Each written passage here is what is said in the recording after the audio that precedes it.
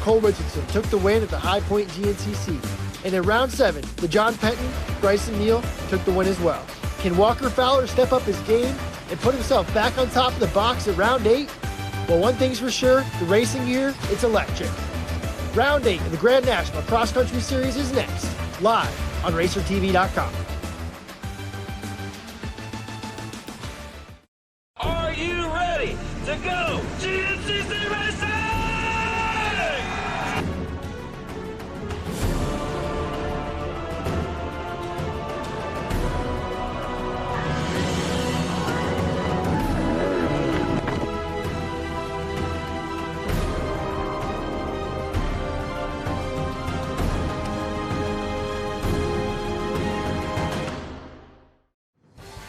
Hello and welcome to GNCC Live on RacerTV.com. I'm Rodney Tomlin along with Mikey Waynes today, and we are at the Warren Lily Farm, the Lily family farm, what I like to call the Lily Pad, as we welcome you out to round number 8 of America's premier off-road racing championship. It is the High Voltage GNCC, and this 8th round of 2020 GNCC racing presented by Specialized and AMA National Championship. Mikey, I tell you, we've got the stage set for an amazing kind of wrap up to this awkward and weird 2022, and that win number 60 has eluded him, Rodney.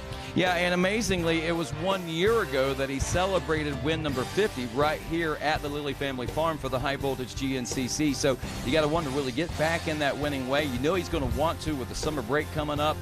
You don't want to go into that summer break thinking about 2 months in a row, not only with a win just 2 weeks ago, literally in his back door, in his backyard, about 40 minutes off his front step to the John Penton GNCC, and he was able to take that deserved win. We'll see some classic GNCC here this weekend, and outside of the old guys, the veterans. Round 8 of the Grand National Cross Country Series takes us to Maysville, West Virginia. The High Voltage GNCC. Walker Fowler holds the points lead coming into this weekend's race, and the competition is not far behind him. In round 6, Cole Richardson took the win at the High Point GNCC. And in round 7, the John Penton, Bryson Neal took the win as well. Can Walker Fowler step up his game and put himself on top of the box at round 8? Well, one thing's for sure, the racing year, it's electric.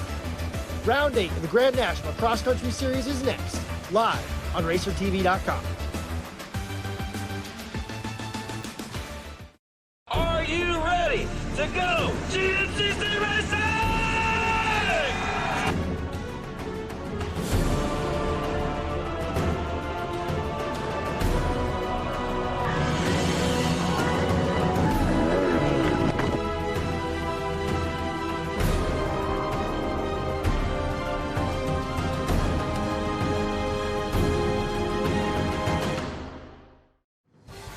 Hello and welcome to GNCC Live on RacerTV.com. I'm Rodney Tomlin along with Mikey Waynes today, and we are at the Warren Lily Farm, the Lily family farm, what I like to call the Lily Pad, as we welcome you out to round number 8 of America's premier off-road racing championship. It is the High Voltage GNCC, and this 8th round of 2020 GNCC racing presented by Specialized and AMA National Championship. Mikey, I tell you, we've got the stage set for an amazing kind of wrap up to this awkward and weird 2020 season. We're getting ready to go into the summer break at round number 8, and we're actually a little late, kind of like what we were last year with the rescheduling. 1 year later here at the Lily Family Farm. You're exactly right. Weird and crazy summarizes 2020, not just in the racing world, but in the world in general. But one thing is for sure, things are pretty wild heading to this last round into summer break. Walker Fowler has lost the last 2, and that win number 60 has eluded him, Rodney. Yeah, and amazingly, it was 1 year ago that he celebrated win number 50 right here at the Lily Family Farm for the High Voltage GNCC. So you got to wonder, will he get back in that winning way? You know he's going to want to with the summer break coming up. You don't want to go into that summer break thinking about 2 months in a row, not only with a loss, but that would be a 3rd loss in a row for Walker Fowler. On the flip side of that, how about it for the guys that have won? I mean, especially for Bryson Neal coming off that win just 2 weeks ago, literally in his back door, in his backyard, about 40 minutes off his front step to the John Penton GNCC, and he was able to take that win. And I'll tell you, it was a well-deserved win. You're exactly right, Rodney. Cole Richardson also with a big win this year. And now you got to thank these guys. The rest of the XC1 pack sees two different winners that are not Walker Fowler. Who wants another piece of it? Can it be Chris Borich? Can Adam McGill maybe pull one out of the hat? And then, of course, Hunter Hart with that win at the end of last year. You know he's young, he's hungry, he wants a piece of it as well. And here at the Lilly Family Farm, the high voltage GNCC, right next to this power plant located on the West Virginia-Pennsylvania border. I have to think that some of these old school guys will probably have a little bit of an advantage here this weekend, just simply because of the types of terrain that we're dealing with here. These are old farm fields that they're walking through. I mean, when we're walking down Pro Row, you know, you can see the fact that there's been cattle here recently. Yes.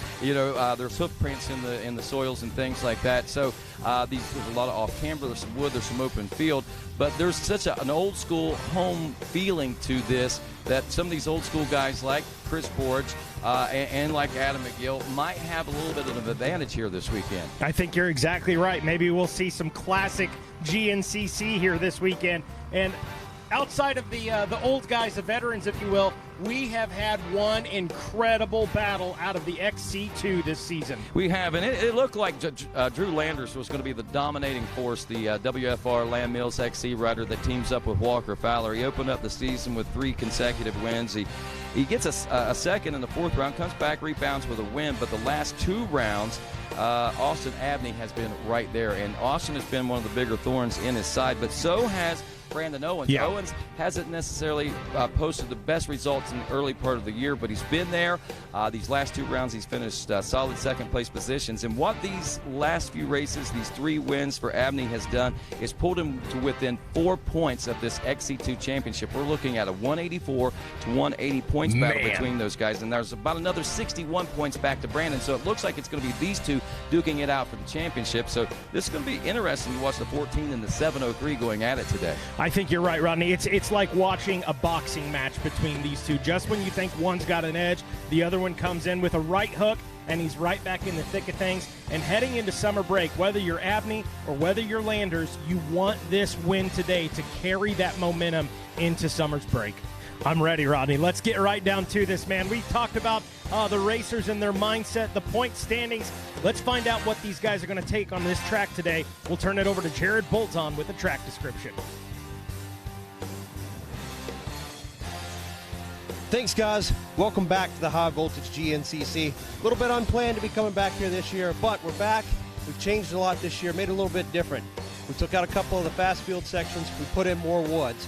What's that mean? It means we slowed it down a lot. The wood sections we are using, they're tighter, they're twistier, they're a little slower than they were last year. It's going to be hard to pass for the ATV guys and be fairly easy to pass for the bike guys. We're also throwing in some bike-only sections. We're going to tighten things up, make it a little bit slower on Sunday as well. The key here will be to pass out here in these open fields, but guess what? It's super dry.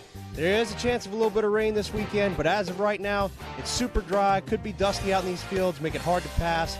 This could be one of those races. The start will be key. You're going to want to get out front. You're going to want to lead for the first lap. Put dust between you and the guys behind you. Get out front, get that lead. That's going to make or break your race. That's this weekend's Yamaha track description. Back to you guys.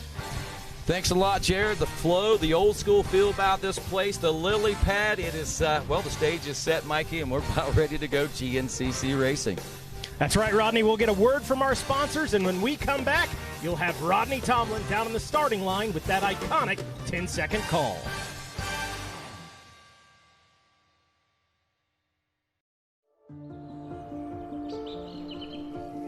When you crave the canyon passes, rocky trails, rutted tracks, the podiums and personal records, it becomes part of you. The choice now is,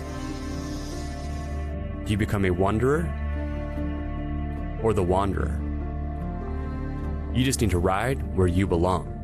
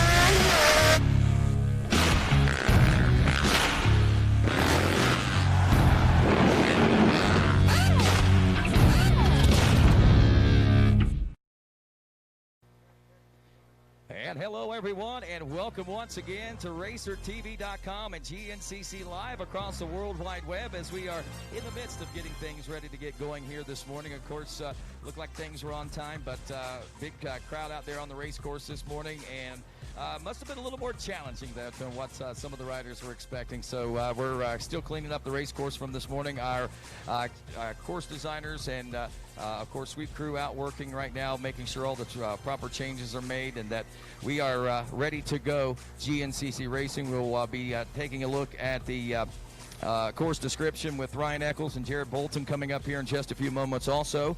And I believe we got a few dignitaries here in-house with us, and I'm just going to go ahead and put them on spot right now while we got just a moment here. And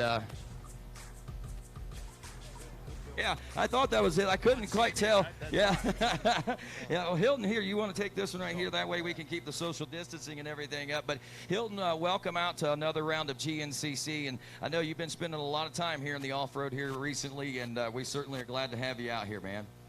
Thanks very much. It's great to be here, and I'm really pleased because I've been to a bunch of them. I've been to I started in Georgia, and my roots are from off-road, so it's really nice to be here and see everybody, and it's a breath of fresh air being out here, especially with what we have going on, and I see everybody been really good about practicing social distancing and that type of thing, and every weekend I send photos back to head office and that type of thing, just showing them what goes on here. So yeah, I mean, it's great to be here, and I know it's a fantastic market for us, especially on the moose side, and also on the Thor side we've got guys out here, but yeah, it's GNCC is alive and well, and I think GNCC saved the boat on everybody as far as us getting back to racing, because they were the first guys back on again. So hats off to everybody at Racer Productions, MX Sports, and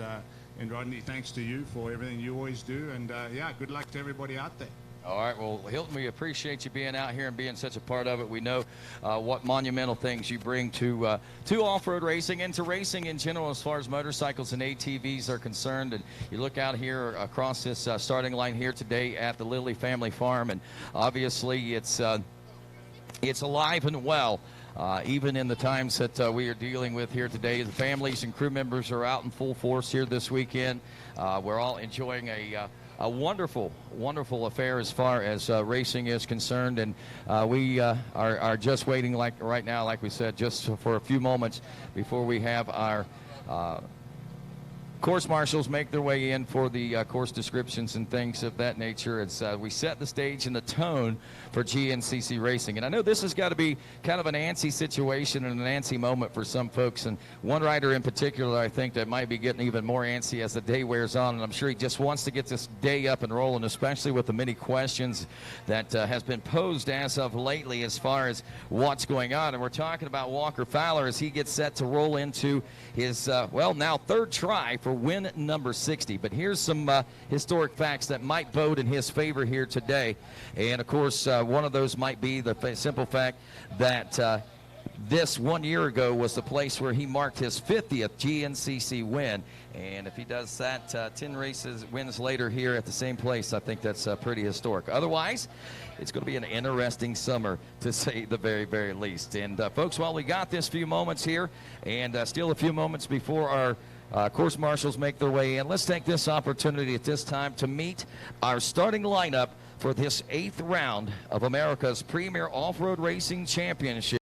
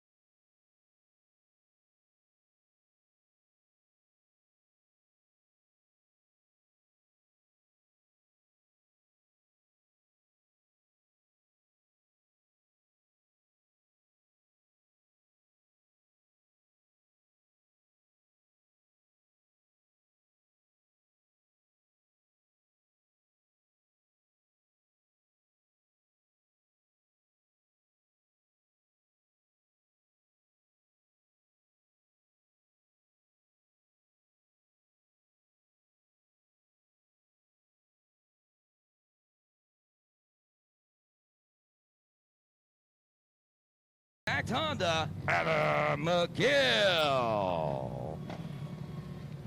Riding aboard the number 11, currently ranked 8th in points, hailing from Akron, Ohio.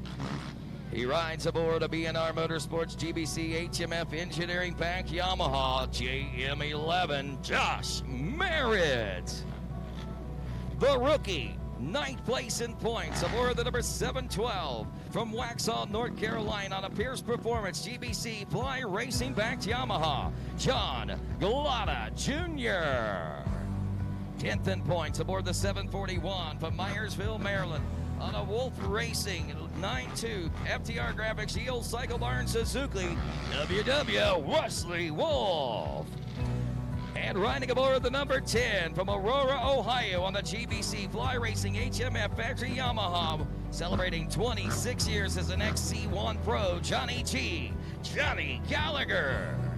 From the great state of West Virginia aboard the 149 on a Sturdivant Racing backed Honda, Brent Sturdivant. Aboard the number 406 from Windsor, New York on a Devin Feehan Racing GBC Fly Racing Honda, Devin Feehan. And last and certainly not least, aboard the 701 from Ithaca, New York on a Covert Racing Custom Access Waynesburg Yamaha, Greg Covert. And that, ladies and gentlemen, your starting lineup for this high-voltage GNCC as the stage is now set and only time stands between us now and the start of this race. And, of course, that time will include a track and course description from this guy right here making his way fresh off the race course right now, Mr. Jared Bolton. Yeah, thank you, Rodney. I'm sure you guys are probably a little better prepared than some of the morning guys were. Literally, there were 20 toes. Literally, I've got 20 numbers written down on my list from that last lap. That's why we're so late. Anyway, you guys want to wait longer?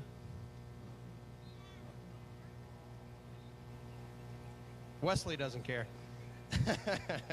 Okay, thank you guys for shutting those down. You guys are going to take off from the start here, work your way around a little bit of field here. You got a little uphill, take you to the top of the hill.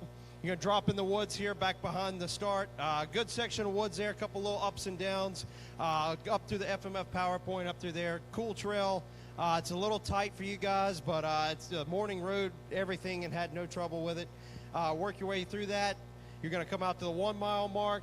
Good trail from the 1 to the 2. It's all just zigzaggy, tight stuff. There's a couple of little passing lines in there that the morning burn in as well. That kind of the same thing from the 2 to the 3. A couple of places it gets a little wider in there, but most of it's pretty tight and twisty for you guys. And then after the 3, you guys are going to pop out into the open section. You're going to cross under that belt line you see out there. Come out and go down the power line. Down the bottom of the power line there, you're going to cut back in the woods. A little more open woods in there. That'll bring you back out.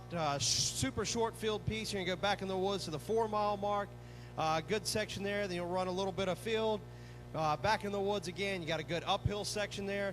Uphill, off camber, a couple little rocks in there. It's a pretty cool section. Take you all the way to the 5 mile mark. And then at the 5, you're going to pop out in a big grass track section. Work your way out and around that grass track. Head back in the woods again. Then you're going to drop back in the grass for just a second again to the 6 mile mark. Another little woods section there at the 6. Bring you back out to the big field section. Bring you around to the 7 mile mark. Continue around that field, back into the woods. Good section there. Bring you out to the 8. And then past the 8, it gets a little wider there. That's probably the widest part of the woods is basically the stuff from the 8 to the 9. Good kind of not super technical, but a little slow, a little twistier, but with passing lines out through there, a little more open. Bring you all the way out to the 9 mile mark. Kind of tightens back up there a little bit after the 9. You're going to pop out in the field, come down to the finish. You'll come out of the finish, run a little bit of grass track out and around the pro pits, and you come back in a short piece of woods, back out in the field again and tie in where you started at. So with the FMF PowerPoint added in, pro pits, you guys are basically like just shy of 10 miles, or we're going to call it 9.9. Really good stuff out there. I hope you guys enjoy it. So good luck, be safe, have fun, pay attention to the arrows, and remember to finish the race is the key Don't tear anything up. I don't want to come out there and see 20 of you broke down on the last lap like the morning did. So good luck, guys. All right, thanks a lot, Bolton. And just want to remind everyone, safety first. GNCC racing, like all motorsports, can be dangerous. Racers, now that you have had an opportunity to inspect the course, have heard the race procedures and a description of the course. If you feel that either you or your machine is not prepared, then now's the time for you to withdraw for a complete refund of your entry fee. No questions asked. It is your responsibility to operate your machine in a safe manner, maintaining control at all times. Extreme caution is required when approaching areas with high concentrations of crew members and family members. Do not take unnecessary risks that endanger the safety of crew members and family members. You will be penalized for reckless racing. Also on that note, crew members and family members, listen up.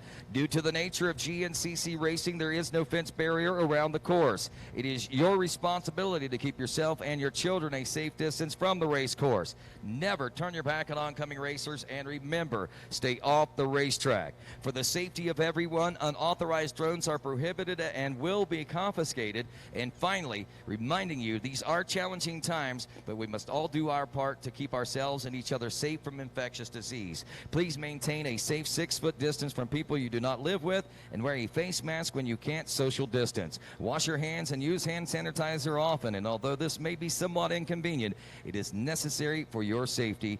Thank you for your cooperation. And now to ask a blessing on today's race, Mr. Ricky Towery. Thank you, Rodney. Hey, let's go, Lord, and let's have a word of prayer together this afternoon. Heavenly Father, once again, we do thank you for bringing us all together safely so we can have a little fun together. Such a beautiful place to have a race, a beautiful day. Watch over these riders this afternoon, Lord. Keep them safe. Let them go out there and have a good time together. Be with all the spectators, everybody that's gathered together.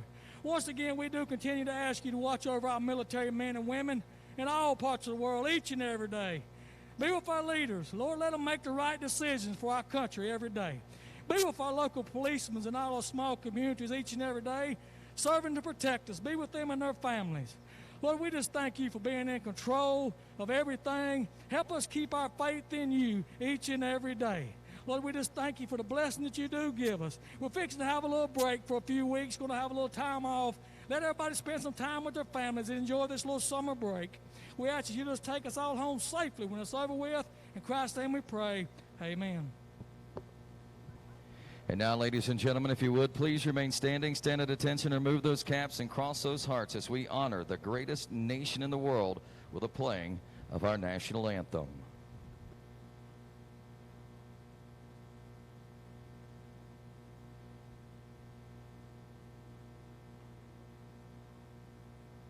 Oh, say, can you see by the dawn's early light what so proudly we hailed at the twilight's last gleaming, whose broad stripes and bright stars through the perilous fight o'er the ramparts we watched were so gallantly streaming, and the rockets' red glare, the bombs bursting in air, gave proof through the night that our flag was still there. Oh, say does that star-spangled banner yet wave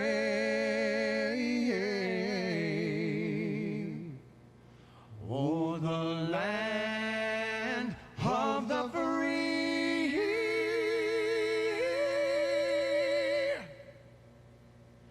and the home of the brave.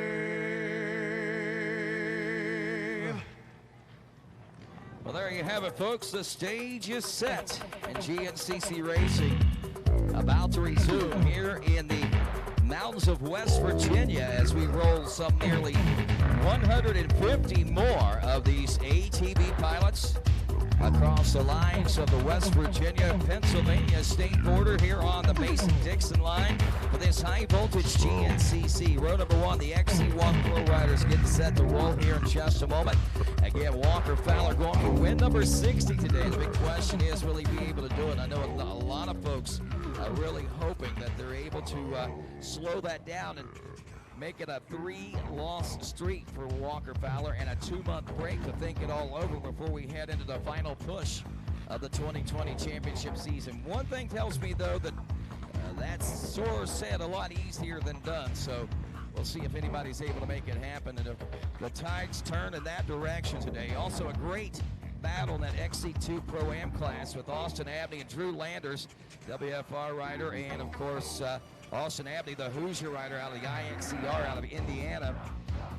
4 points separate these two riders. These two have been going at it. The one thing they've got is a thorn in the side from a young man by the name of Brandon Owens, another rider to keep an eye on in that XC2 Pro-Am class. And as well, plenty of other great racing throughout the rest of the field. We'll be keeping an eye on top amateur situations and so much more as Ricky Towery signals to these riders from the field of competitors that we are down to 1 minute.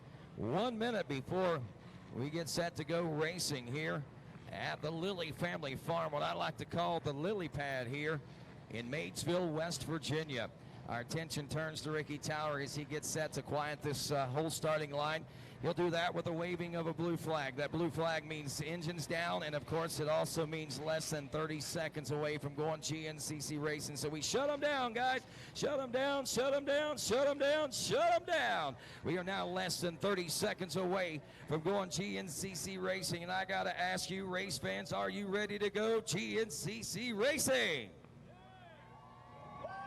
That sounds pretty good, folks, but hey, this is one of those things where we got a big surprise. We got a present in the GNCC Racing Nation getting to come back here to the Lilly family farm. So I'm going to ask you one more time.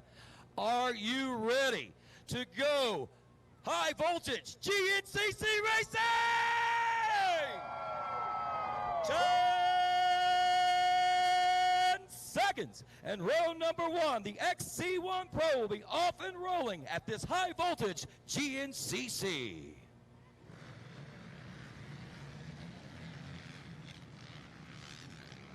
Round the turn they go. First turn, it's the whole shot bucks up for grabs, and Walker Fowler grabs here every lead with Bryce Neal in second.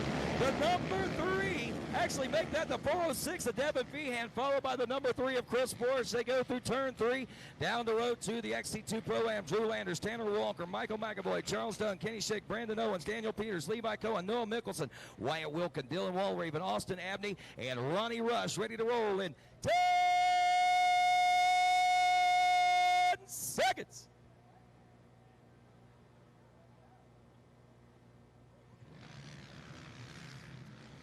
And they're off.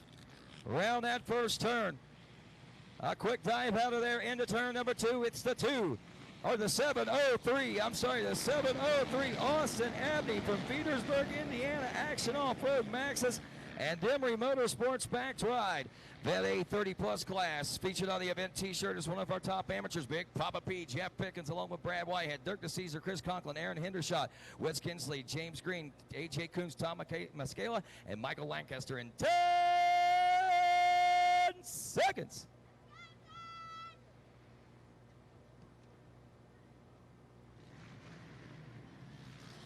And a happy belated birthday to Todd Mascala, the Marlboro man, as he celebrated his 40th birthday this past week. And Big Papa P featured on the event T-shirt today with a couple of other top amateurs grabbing the early hole shot on a GBC Motorsports Waynesburg Yamaha backed by Fly Racing as we go to the Senior A 40-plus class next. 12 riders, Hardcore, Jeff Harvey, Shane Worth, Joey Kugler, Brian Axline, Jeremy Gouchard. 10 seconds. Corey Mitchell, Jason Walker, TJ Bear, Kenneth Yarbrough, Brian Foltz, Mark Batson, and Dale Batson.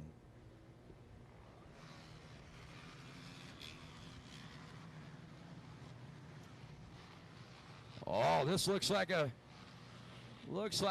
free and clear hole shot for the 451. Hands down, TJ Barrett out of Morrisville, New York on a Rick Snyder Racing Bear Brothers Auto O'Neill back machine. grabbing the early lead in this one now as we go to our next row in 10 seconds. College A with Dalton Keys, Andrew Banofsky, Grayson Eller, Cody Forrester, Trey Seifert, Davis Brinson, Jesse Parker, Chase Allison, Gavin Jenkins, Zach Wright, Devin Masters, and Corey Vanderlinder, or Vandalinder maybe. And as we round the first turn, who's it going to be? It's the 470 with the 171 right behind him. That's Grayson Eller in second, but the 470 of Chase Allison of McClellantown, Pennsylvania. Max's Custom Access Department of Power Backs ride. Also the 171, one of the featured riders on our event t-shirt today as we go to the Junior 822 Plus in 10 seconds. Also featured on the event t-shirt, Nick Davison along with Justin Miller, Jeremy Ledon, Caleb Edwards, Zach Wright, Andrew Phillips, Alex Halioff, Dylan Taylor, Alan Blavos, Chandler Berner, Justin Eisen, Tyler Miller, Jonathan Grimble, Anthony Herring, Brody Livingood, and Brent Henke off and rolling now through that first turn as they sort it out. It is at the stripe, the 896 of Brent Henke from Parkersburg, West Virginia, taking his Yamaha to the point here as they head into turn 3. He's covered up. The Vet B 30 Plus class coming up next. 10 seconds. Nathan Tickle, also Daryl Short, David Kite, Jonathan Sheets, Ben Dunlap, Jason Ellis, Cody Holcomb, Dave Ashby, Wesley Smith, and Cody Stewart.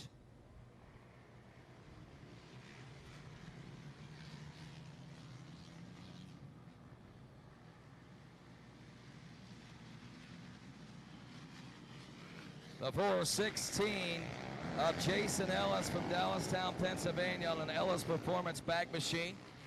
Senior B 40 Plus class with Jason Limley, Greg Phillips, Scott Wilhelm, Daniel Dakota, Ivo Pahalek, Jason Flaviano, Russell Fry, Bobby McCauley, Nick Lambruno, and Robert Stevens in less than 10.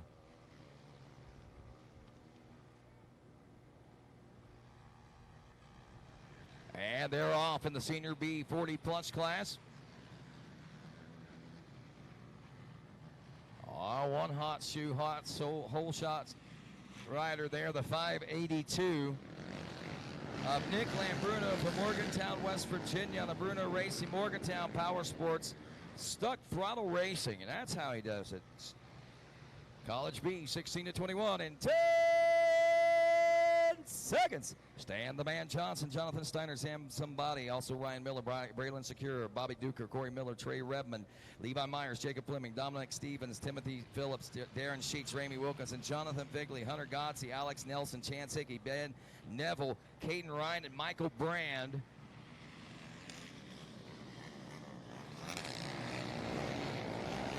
It was either 412 or 413. I don't know if that was Jacob Fleming from Street, Maryland, or Dominic Stevens from Warren City, Pennsylvania, but one of those two crossed the whole shot stripe first. They were side by side when they came by. 10 seconds. Junior B 22 Plus class, Nick May, Chris Leake, Colton Kazuda, Justin Cotter, George Corbin, Corey Pancake, Jacob Allball, Sean Newhouse, Darius Diller, Travis Raphael, Stephen Martin, Tyler Swain, Douglas Fisher, and Henry Moore.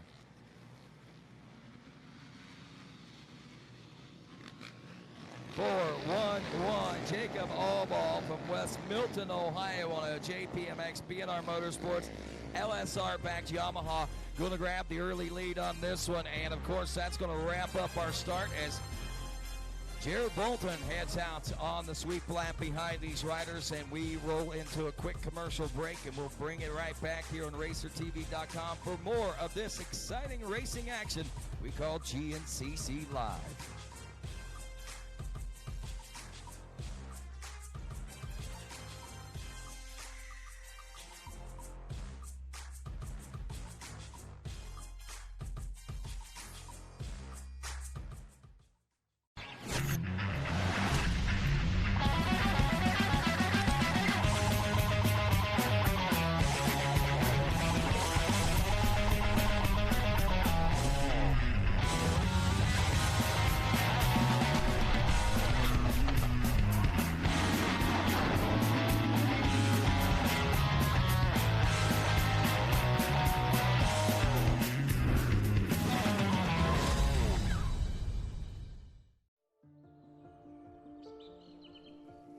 When you crave the canyon passes, rocky trails, rutted tracks, the podiums and personal records. It becomes part of you. The choice now is, do you become a wanderer or the wanderer? You just need to ride where you belong.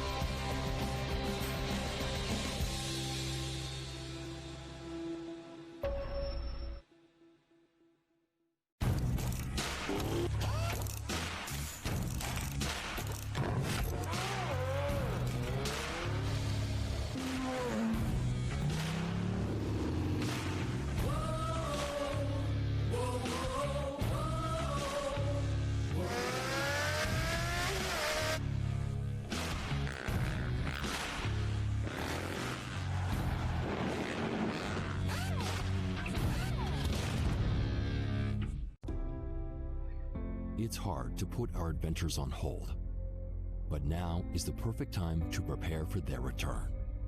AMSOIL has your back with fast, free shipping, and ordering has never been easier.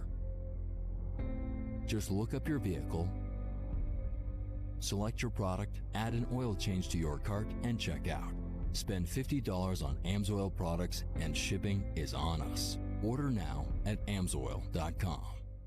Born of family values and a homegrown work ethic, Cometic Gaskets seals your machine so you can focus on the finish line. Cometic Gaskets are the competitive standard for racers who demand the very best. Cometic Gaskets are constructed from superior materials designed to perform in the most demanding environment. Whether it's championships on the line or a day in the dirt with friends, professionals and enthusiasts depend on Cometic. Cometic Gaskets, sealing championships since 1989.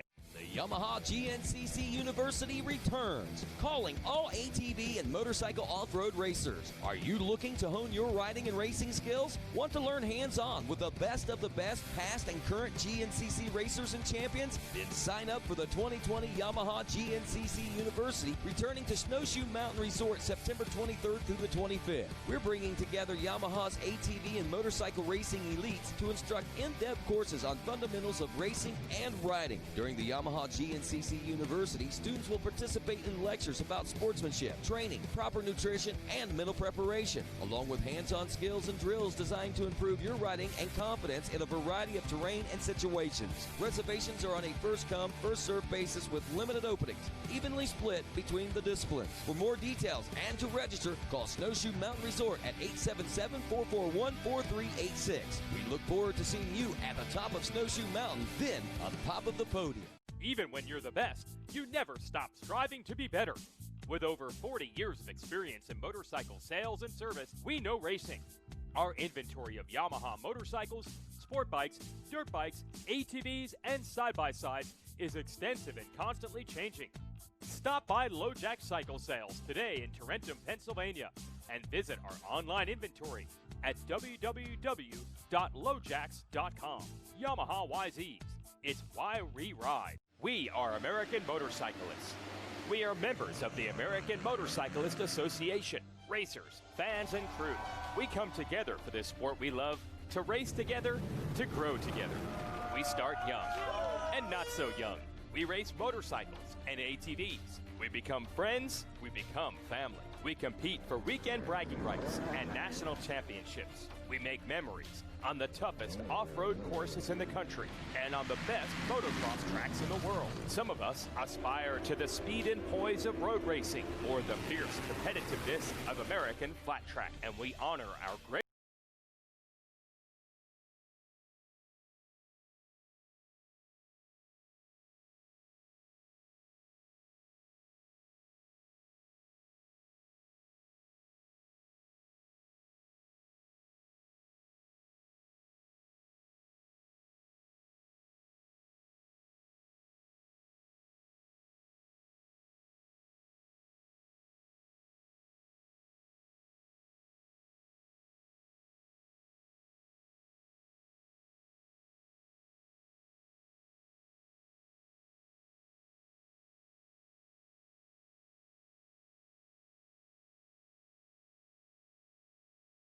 chasing your dreams.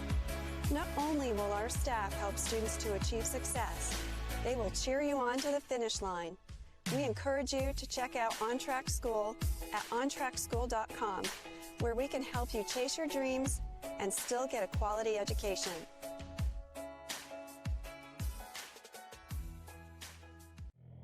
Live coverage of the 2020 GNCC series on RacerTV.com is brought to you by MMI. Get there faster, smarter. Specialized turbo e-bikes. It's you, only faster. And by Rocky Mountain ATVMC.com. Get ready.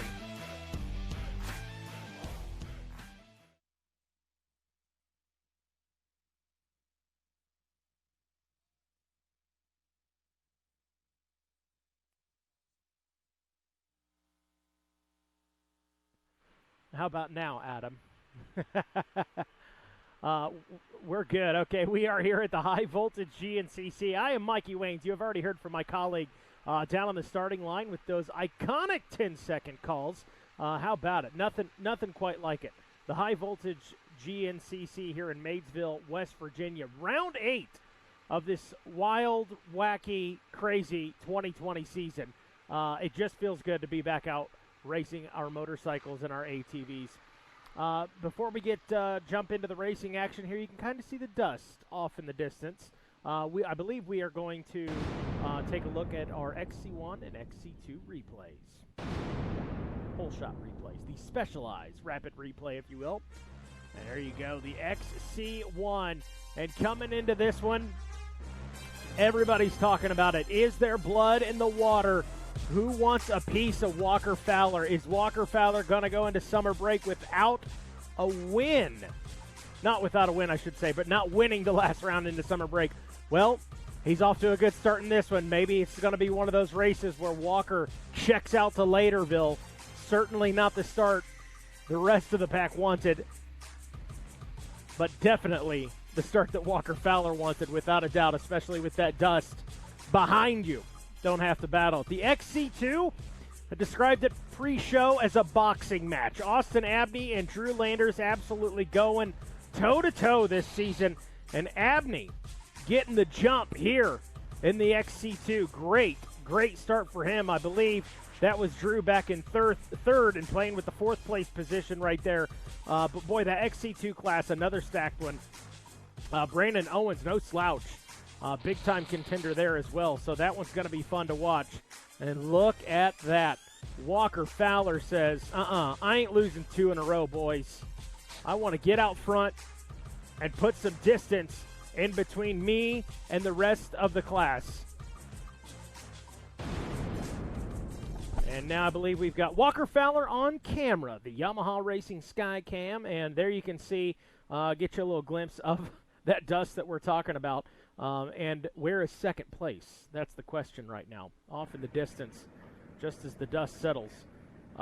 This is one of those things, if you guys have been out here this weekend, you know, yesterday it was hot, it was muggy, it was nasty. We did actually get some rain last night, but looking at the track right now, it doesn't look like that's making a whole bit of difference, as the dust flying in the air definitely going to be a factor for these guys today. And it's starting to get a little sticky. We've had overcast all morning, and we've actually had a few trickling showers off and on. But, boy, as the day rolls on, it's nasty again. It's starting to feel like Friday afternoon in here. And, man, look at the distance, the time difference in these guys right now. Oh, there's Landon Wolf. Landon Wolf jumping in the studio right now. He's coming off a big W. I believe Landon Wolf is our last and only undefeated rider as far as the pro classes go, whether ATV side or motorcycle side. Is that right, Landon? I believe that is true. I'm not trying to jinx you. Yeah, I mean, you guys are. I feel like y'all are. No. No, I am at this point.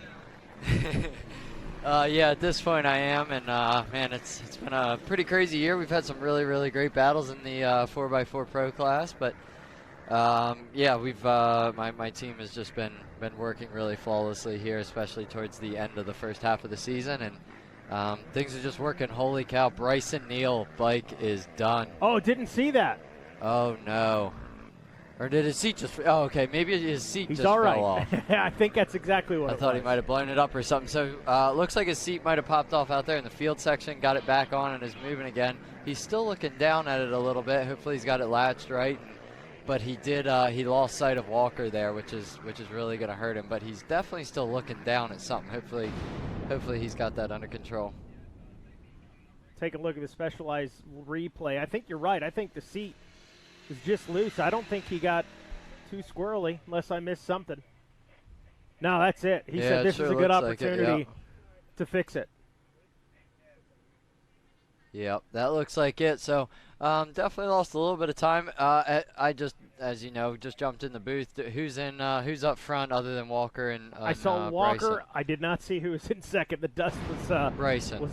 So Bryson Right. is in second. I didn't know if we had a rider in between them. Well, he was on the start anyway. Like I say, I just got in, but.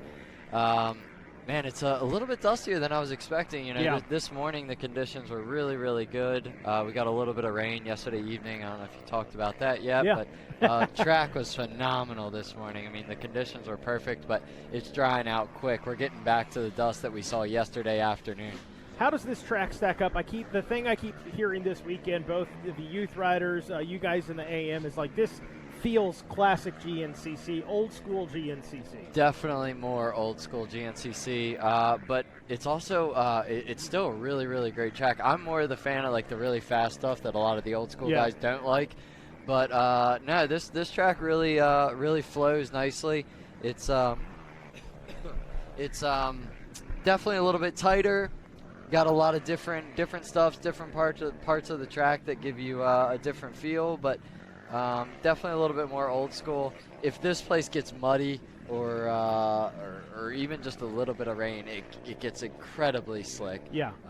And I know we saw that here last year, and it was horrendous, but this year looks like we are set up for a really, really good day of racing other than a little bit of dust. A little bit of dust. We actually had the water truck out earlier. I thought when I got here this morning, like Lena was saying, I got here this morning, it rained through the night. I thought, man, and it was very overcast, very cool, and I thought, yeah, we're not going to need a water truck at all today. And sure enough, they've been utilizing it. It came out quick. I went and biked the track a little bit first thing this morning before the youth racers even got out there. And I'm biking. I biked yesterday. It was dry as can be. I went out this morning, and it was muddy and slimy and sloppy. One lap on the youth guys. They were the leaders at the Monster Mile. But one lap with the youth guys, and we were down to dust already. So it's going to be dusty for the bikes tomorrow if we don't get any rain.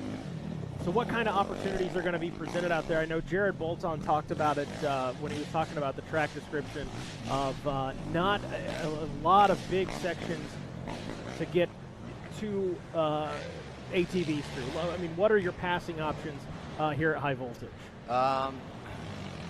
Looks like we have a new second place here. Cole Richardson. That is Cole. Second place. No, there was some good passing options. There was a lot of split lines. Although it was pretty tight, there was a lot of areas that you could take alternate routes. But so Cole has gotten around Bryson since that little mishap he had. Bryson's now back to the number 3 spot. But here's another guy. Another guy I expect to have a good day here. He's in his home state. This is his type of riding, I believe, and he's off to a good start already. Looks like looks like Devin Feehan behind Jared McClure. I know he's had a little bit of a slow mid-season and off to a good start today with Adam McGill right behind him. Devin Feehan's one of those guys. I was actually, when I was watching Pro Row introductions, where he was at in points, I thought, you got to be kidding me. I thought I could have swore Devin was having a better year than that. And then I'm looking at the standings, and yeah, I'm not saying he's underachieved this season, but I bet you dollars to donuts, if you ask Devin Feehan, how do you feel about 2020, he would say, I expect it to be a lot better off than I am right now. Absolutely, and I know a couple races he's had a couple mishaps, bike malfunctions, just unlucky stuff, but it's never too late to get the ball rolling again. So today might be his day to kickstart back off. Here we got Walker Fowler dropping down. This is a pretty steep downhill through this field section. That right-hander there is pretty tricky. But that doesn't quite do it justice. Lap. No, it looks. It flat. really doesn't. It does flat. From that angle. That looks flat. I can tell you right now. Matter of fact, look at that. The round bale there, the two, the one that was on its side. Yep. That is courtesy of Hannah Moore this morning, youth rider, plowed into the thing, rolled over the top of her. At first we thought, oh my, we were all kind of laughing, and then it got real serious real quick. EMTs rushed over, put her on the board, the stretcher, and I thought, man, I hope she's okay. Next thing I know, she clocks in another lap probably a half an hour later. That's she great. said, I'm good, Mom and Dad, everything checks out. I'm going back out racing. Well, didn't the hay bale, didn't it roll down Oh, it the hill? rolled down the hill. I was screaming on the microphone, screaming for people to get out of the way. I heard you yelling when I was signing up this morning. I can't believe it didn't come down through the canopies or a crowd of people or anything. I mean, we got pretty lucky there. Oh, yeah, good Lord willing. It stopped probably 10 feet from it going across the track and taking about 10 people out. Wow, that's that definitely adds a new element to the racing. Yes, it was. I'm glad she's okay. We can definitely laugh about it now. It was real scary there for a minute, but yeah, you see that sideways round bale. That's why. So looks like one lap in, we have a pretty good gap in between first and second place, which we're expecting Cole Richardson to come through in the number 2 spot. But man, Walker Fowler has it at least. I didn't put a timer on it, but he's got to have over 30 seconds, right? Yeah, that's a good question. I guess we can check. Yeah. 34.7 to be exact. And from Cole Richardson. Cole looks like he's checked out from Bryson as well. Yeah, this is, there's 16 seconds between them. Oh, Bryson's back Bryson to is fourth. in fourth, Wow. so McClure he's gets having around some him as issues. well. Bryson's got to be having some issues. Let's see, Adam McGill checks in the number 5 spot. Devin Feehan in 6th and 12 seconds back from 5th. And then Hunter Hart, the number 7, in 7th, out on the track right now, about a second and a half off the pace of Devin Feehan when he checked in. McGill swings in the pits on the first lap. That's different. Did he stop? He did. Really? I don't think he got fuel, maybe just some goggles or something, but Walker Fowler knows he has had a fantastic start to this race, came through the FMF hill climb, giving a little fist pump, saying, I'm comfortable, and see you later. Let's go rip through the FMF PowerPoint. Yeah, I think that's something. What we're seeing out of Walker Fowler right now, I think coming into today is exactly what we all expected. A guy like Walker's not going to lose 2 in a row and come out and run middle of the pack. But with that said, the last 2 races he seemed to get out in front early like this, and those guys just kind of chip away at him and chip away. So it's going to be interesting to see how this one plays out. But we do know that the champ, there's no way he wants to go into summer break without a win. Absolutely, and he's definitely showing that right now. But I gotta say, those 2, second and third, are the 2 heavy hitters here in Pennsylvania, in my personal opinion. I know Cole Richardson has won High Point twice now, which is just over the hill from here. Jared McClure led the entire High Point race about 4 weeks ago. Lost it right there at the end to Cole Richardson. So those 2 guys are probably the last people that Walker Fowler wants behind him, but he does have a little bit of a gap already. Home track advantage, if you will. Yes. That XC2 battle, such a tight points race. I believe 4 points between Abney and Landers, with Landers out front. Right now, Abney sitting in the number 1 spot in the XC2. 14 and a half seconds back is Noah Mickelson. Brandon Owens 3rd, and all the way back in 4th is the number 14 of Drew Landers. So the 8 ball already early on.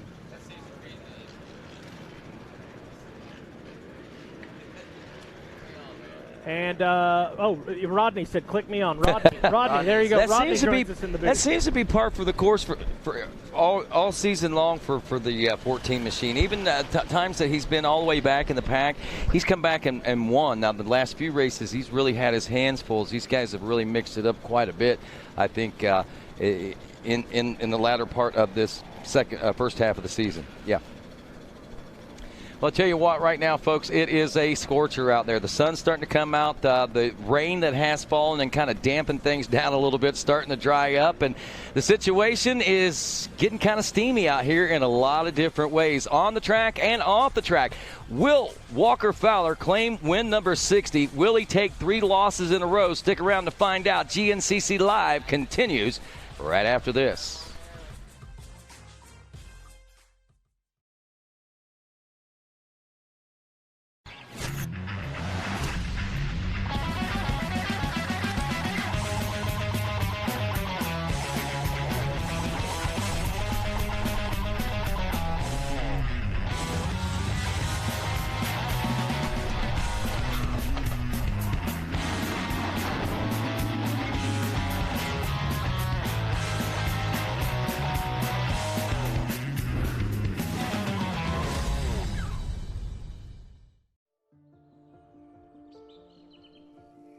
When you crave the canyon passes, rocky trails, rutted tracks, the podiums and personal records, it becomes part of you. The choice now is, do you become a wanderer or the wanderer? You just need to ride where you belong.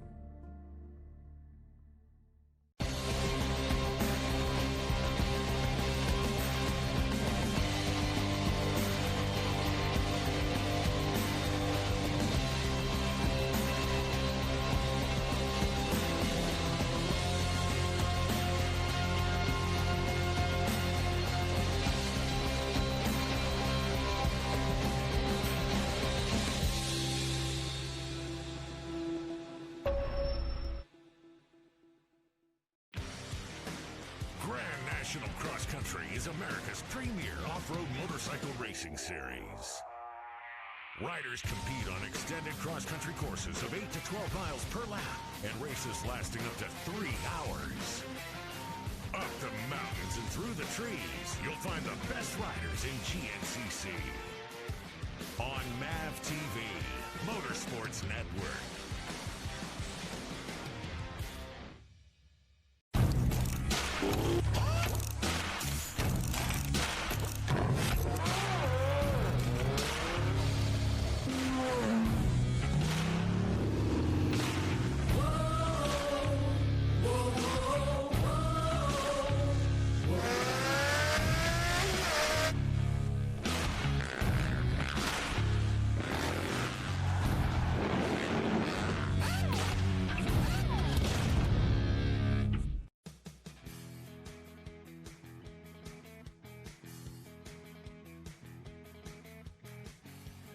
Hey guys, I'm Ryan Amoncio, and today you guys are watching RacerTV Fast Breath. Today we are here at round 8 of High Voltage, Maysville, West Virginia. And we're going to be interviewing our first youth quad rider. He rides in the YXC1 on the 150 hybrid. His name is Caden Lambruno. So we're going to see what he has to say about the race of tomorrow, what his expectations are, and what place he wants to get. So guys, I'm here with Caden Lambruno, and we're going to talk about tomorrow's race for him. So have you walked the track yet? No, I'm going to get ready to bike it when we're done with this interview. Well, that's good. What's your expectations for next race? I think it's supposed to be pretty hot, so I just need to stay hydrated and go out there and give it all I have. Well, that's good. Where are you from? I'm from this area, Morgantown, West Virginia. It's a pretty close drive. So you're a hometown hero here, huh? Yeah, it's pretty close. That's good. So that should be an advantage. I have one question. So I kind of hope your mom doesn't watch this, but like, do you have a girlfriend? No, I don't have a girlfriend currently. You sure? You're 14. You're young. You know, you're good looking. You sure you don't have a girlfriend? I don't. I need to focus on racing, focus on everything that's going on in the racing life right now. Well, that's smart. That's what my dad says. Yesterday it ran quite a bit, so I think it's going to be a good race for the quads. Start is critical. I know that because you can't make a pass. It's because everyone's going to be squirrely. Laps are going to be a problem, so it's just going to be who's the smartest really wins. Good morning. Good morning. So today's the day that you race. I'm pretty sure you're a bit nervous. Tell me, what are you feeling? I'm kind of tired, but I got to sleep in my own bed last night, so that's always a plus. I have one of a question for you. For the dirt bikes, when it's slick, you can't really save it. What's it like when the quads, when it's slick? Does it slide a lot or what? It doesn't slide near as much as a bike would, but like you kind of have to watch out for the trees because you can just slide into the trees a lot. But if you just use your brakes, then it's pretty easier. Oh yeah. Good luck today, and be careful, be smart, and win it. Try to win it. I'll try. All right. GNCC.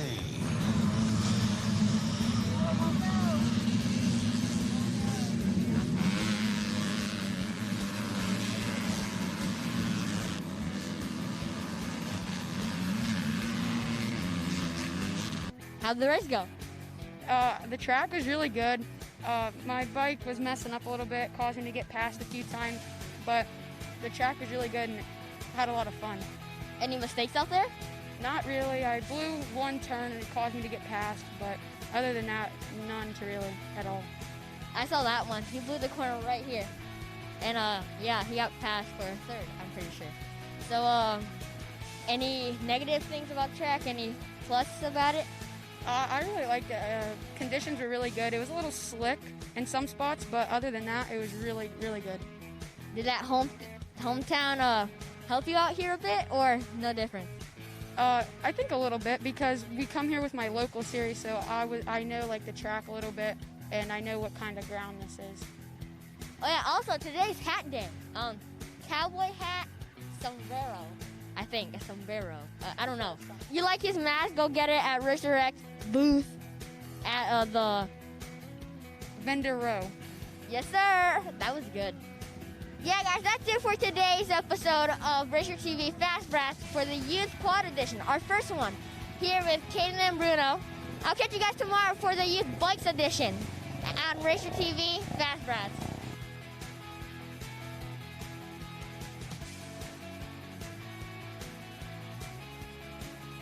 I love me some GNCC Fast Brats, no doubt about it. Thank you, Ryan Amoncio, as he joins us here in the booth.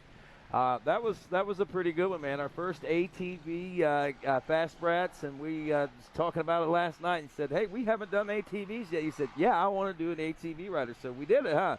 Yeah, on the shirt, we have an ATV, and we never did it, the ATV, so decided why not to try it. There you go. Hey, checking out what's going on the track right now. This is our second place ride. Looks like, I believe that's still the number 4 there.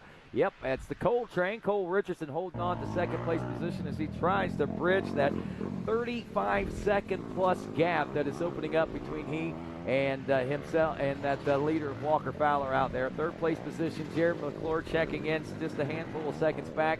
And Bryson Neal was your 4th place ride, followed by Adam McGill, but from what we're understanding, there might be some issues that we're catching up on. I know that Mikey Wayne's headed over into pits to find out what's going on with his seat, but it looks like there might be some discombobulation or something going on out there for Bryson Neal right now. And that's a tough break after that win 2 weeks ago.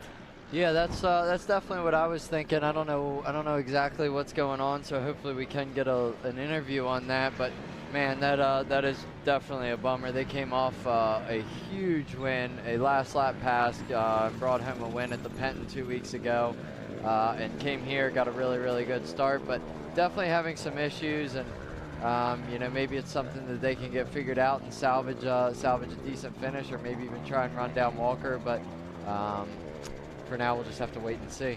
Yeah, I was looking back through the standings right now and looking up there looking for looks like looking Hunter for Hart came Chris through Borg. last. That's the yeah, right. He's already through. Yeah. Yeah, he's through. Okay. Yeah. So there we have Josh Merritt coming through the field section right now. That's 9th place right there. I believe that's Josh. Yeah, that's Josh. Yeah, he normally doesn't have white fenders, I didn't think, but what do I know? Josh Merritt coming through, and then now we have John Glauda Jr. Now, these guys do a lot of training together, so looks like it won't be long. They'll be hooking up. John's trying to track him down right now. John had a very rough race 2 weeks ago at the Penton. Had a pretty nasty crash on the first lap. And I believe he might have gotten a concussion, but yeah, I was going to say, it looks like he's not necessarily pushing what we normally see John Glauda pushing, the envelopes that he likes to push. He's hanging out a little further back than normal, I think, for that young rider. But nonetheless, still a lot of grit and attitude for him to be out there today. Yeah, from what I heard, it was a pretty nasty crash. So you know, maybe shook him up a little bit and set him back, but. To be back out racing that soon and no severe injuries. There's our XC2 leader, Austin Abney, on screen. And that there, Johnny Gallagher. So that's not second place in XC2 just yet. Lapped rider. So ways Man, back. Austin Abney has a massive lead. Wow, he does. That there was a Honda. There's XC2. Can you look at the XC2 standings quick? Yeah. We'll do that there's Drew Landers. So he looks like he might be back to the number 3 spot, I believe. But yeah, I think Landers was a little further back than that when we last checked, it was Abney. Noah okay, Mickelson. so Noah Mickelson, he did come through. I saw that. And Brandon Owens and Drew Lander. So they have all come through. And I was thinking, man, that looks like a Phoenix Honda, but there's no way that the 171 of Grayson Eller's come through in the college A class. I forgot that actually Noah's in this class. Noah, the actual winner of the college A class last year, talking with him, he had some big learning curves, so to speak, when he made that step up from the college A to the Pro-Am class. And he's been putting in a little more training and things of that nature lately, and already is starting to show dividends as he's opening up in a second place position here in the XC2 Pro-Am class. Brandon Owens in third, Drew Landers back and forth at last check, with Ronnie Rush rounding out the top 5. I believe that we might have Mikey Waynes out and about right now, gathering some intel and information. Mikey, have you been able to track anything down yet, brother? Not yet. I guess. Okay. There he is. Said what we already knew. The seat fell off. They're not positive as to whether it's back on and all is good, but they're definitely prepared. They actually have the handyman secret down here. That's duct tape. They may have to utilize the duct tape on the seat. Not sure. Whatever they got to do, they're going to make it happen.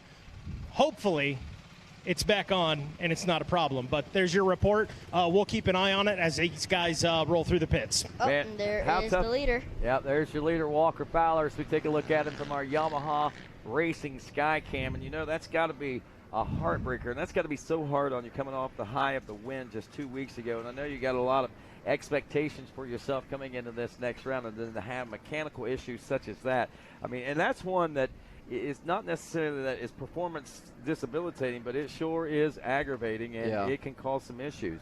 Well, just setting you back off the pace. He had Walker Fowler in his sights there at the 7-mile marker right here at this very spot, and lost him. And man, right now it does not look like this is a good time to not have Walker Fowler in your sights, because he is looks like he's on rails coming through this field section here. And not to mention, if you do get close, the dust is going to be brutal. Yeah, did you notice the way he looked? That was like an Inspector Gadget look. I mean, he turned his head and looked, and then he raised his head up and looked like another 3 inches, trying to look higher. The grass is tall out there. He's trying to see over top. Trying to see if there's anybody back there. But nope, Walker, there's nobody back there, brother. You got this one all in control. And this, I know this is what he was looking for and hoping for coming into this. So, especially after those 2 losses, and that I know that's frustrating for Walker. The good thing is, I mean, the loss to Cole Richardson the 2 weeks before was a tough pill for him to swallow when we were over at High Point Raceway. It was a tough loss for him in Ohio 2 weeks ago to Bryson Neal as well, but he seemed to swallow that one a little bit better. And I don't know what the circumstance was. Maybe he just felt like that one, was obviously out of his control. Maybe he just let the other one slip away, whatever the case may be. Yep. But he comes in today on a high note. I haven't had a chance to talk with him coming into this weekend. That might be part of the reason he's doing so well, too. Maybe you're the problem. I don't know. Might be the problem. We'll have to keep on talking to him. There's second place. Cole Richardson. So, man, he's got quite a little gap there, I'd say. I think they were, 34 seconds at the last lap or something, but I'd say that's definitely grown a little bit.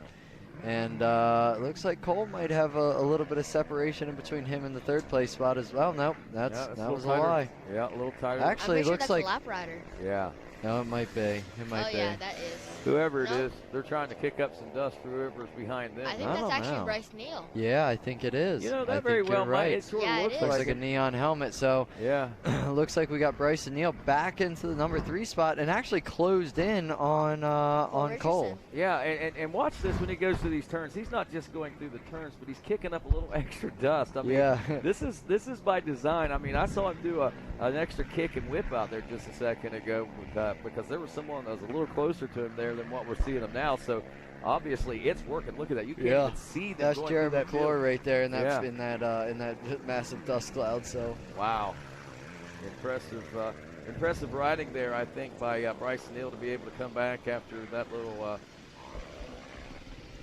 After a pretty decent setback there on the first lap. I mean, I didn't expect him to be back in the mix that soon, but now he's within striking distance of second place. And once he gets some clean air, that might be exactly what he needs. Now, let's just put this into perspective here. Obviously, a seat is, as much as anything, I mean, it's a tool on the bike because you got to use it to turn, especially on an ATV and stuff. But how critical is it? If you don't have a seat, you can run the race, you can finish the race. A 2-hour race, though, I'm sure is going to be very tough without a seat versus maybe a 3-lap race or something like that. You could finish, but you're not going to be in the mix. But, if he would happen to lose the seat, I don't know this, but I guess they might have a spare bike sitting over there that has another seat. So. And the next question would be, if he would lose the seat and have to ride all the way back to the pits, what kind of situation would that create for the air breather? Because I know the air filter sits right underneath the seat of an ATV. Big issue. So, and today's not the day to have that open and vulnerable. So, but by the looks of it, looks like he's got it under control and working again. So, Things have definitely turned in the right direction, and he's back moving through the pack already. Well, as Mikey had pointed out there a few moments ago, it looks like we are starting to see the separation. And the separation, I think, is coming a lot, largely due in part to the dust that we have out there. I know these open fields are like that. Those the Walker woods Fowler. also.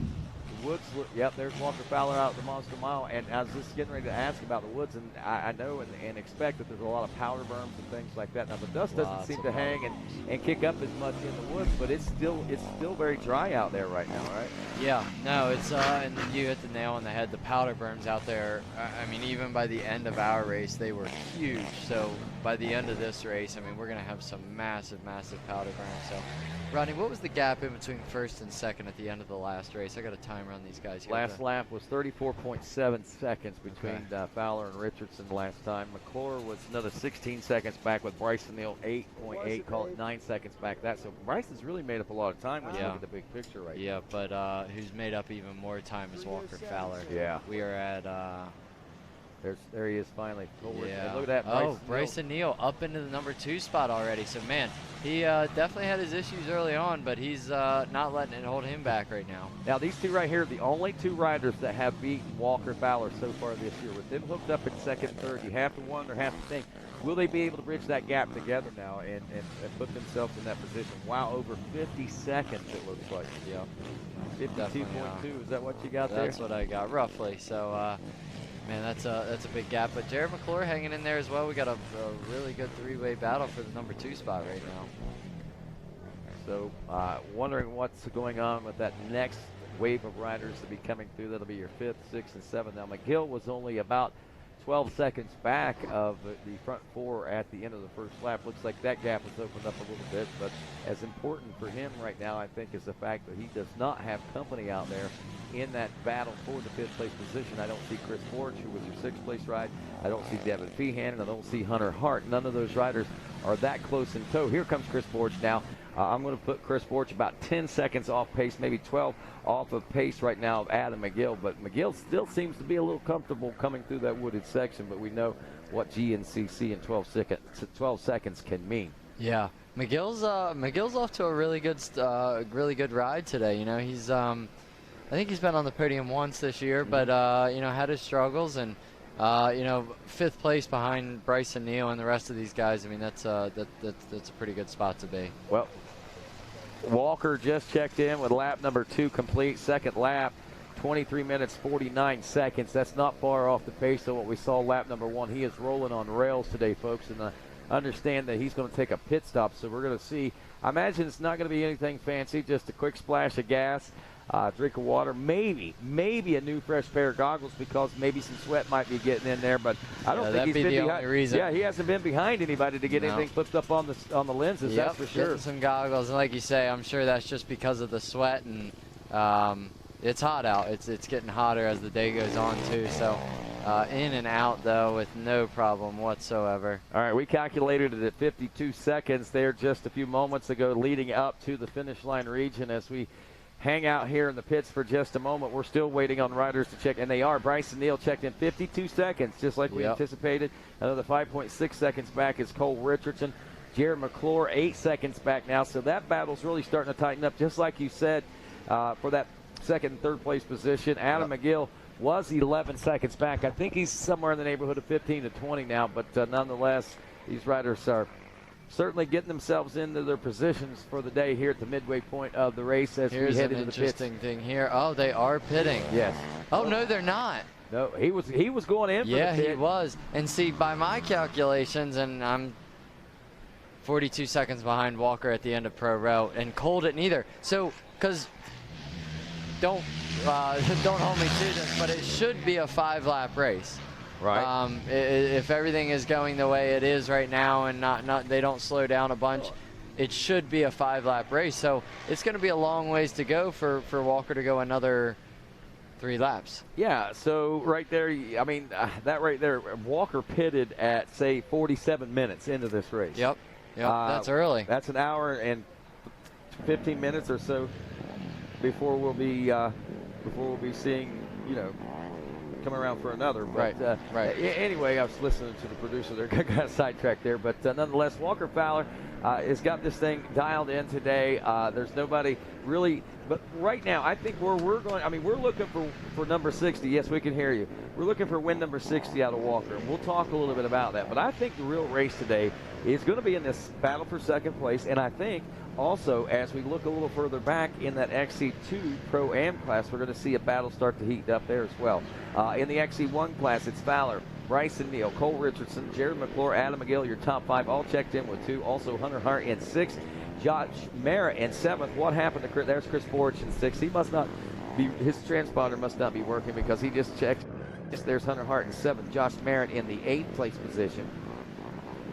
And we should be seeing our XC2 Pro-Am riders checking in with their second laps complete here in just a moment as our leaders now out here through the FMF PowerPoint. Austin Amney pretty far up into the overall. Last lap was 10th overall and might even get another position or 2 on this lap. We'll have to wait and see. But looks like, oh no, maybe not. Josh Merritt's in 8th. John Glada Jr. in 9th. Greg Covert rounding out the top 10. Wesley Wolf in the 11th. I'll tell you what, Wesley needs to go back to not training. I know that was a secret he was trying to keep, but he's actually been training as of lately. I think it's making him think too much out there. There's the 5:21 of Adam McGill. That's a 5th place ride out here at the FMF PowerPoint, making his way through. And there is Chris Borch. See, Borch is a little closer than what I think we're giving him credit for. And, and look at this. Number 7, Hunter Hart. He's closed up that gap a little bit. Looks like he's being aggressive, too. Yeah, I saw a 24:22 lap time out of him last time around, a 24:27 for Chris Borch. So that was 5 seconds faster. And if he's running on that average 5-second faster pace, he's probably appeared to be somewhere in that 4-second range now behind Chris Borch. And within the next 5 miles, we may be seeing him either right in the rear grab bar or maybe even making the pass on Chris Borch. Can the youngster do it? Will it goose him up and put a little extra oomph in his step out there? We'll have to wait and find out. But I'll tell you, the battle for second is on. Who's going to take the lead in that one? Stick around to find out as Walker Fowler runs for number 60 here on GNCC Live.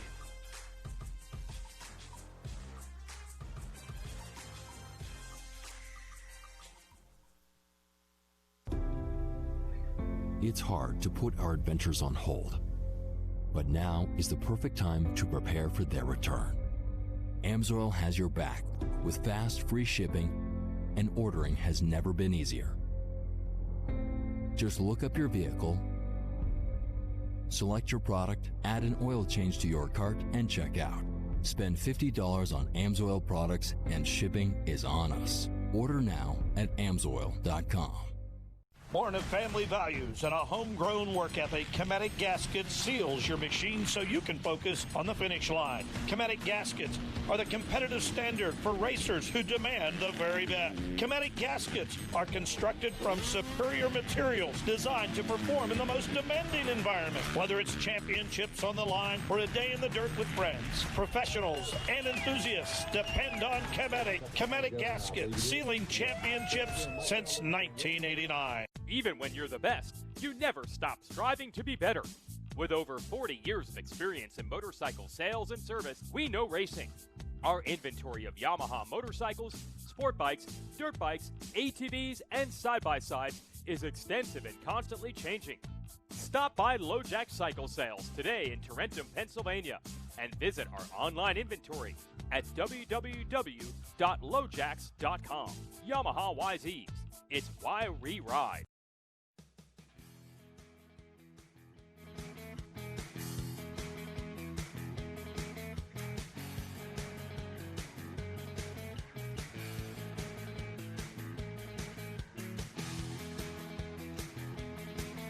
And welcome back to GNCC Live from what I like to call the Lily Pad, the Warren Lilly Family Farm here for round 8. It is the high voltage GNCC from Maysville, West Virginia, as we take a look at our amateur rundowns here today. And of course, as we know, GNCC has a lot of top pros, but the GNCC Nation is made up of our amateur racers. And take a look at our senior A40 plus class after a couple of laps of racing here today. TJ Barrett out of Morrisville, New York, leading Mark Batson, former ATV motocross racer, and his brother Dale Batson back in the number 3 spot. College B class, it's Dominic Stevens leading Breland Secura with Caden Ryan, Remy Wilkinson, and Jacob Fleming, your top 5 in that one.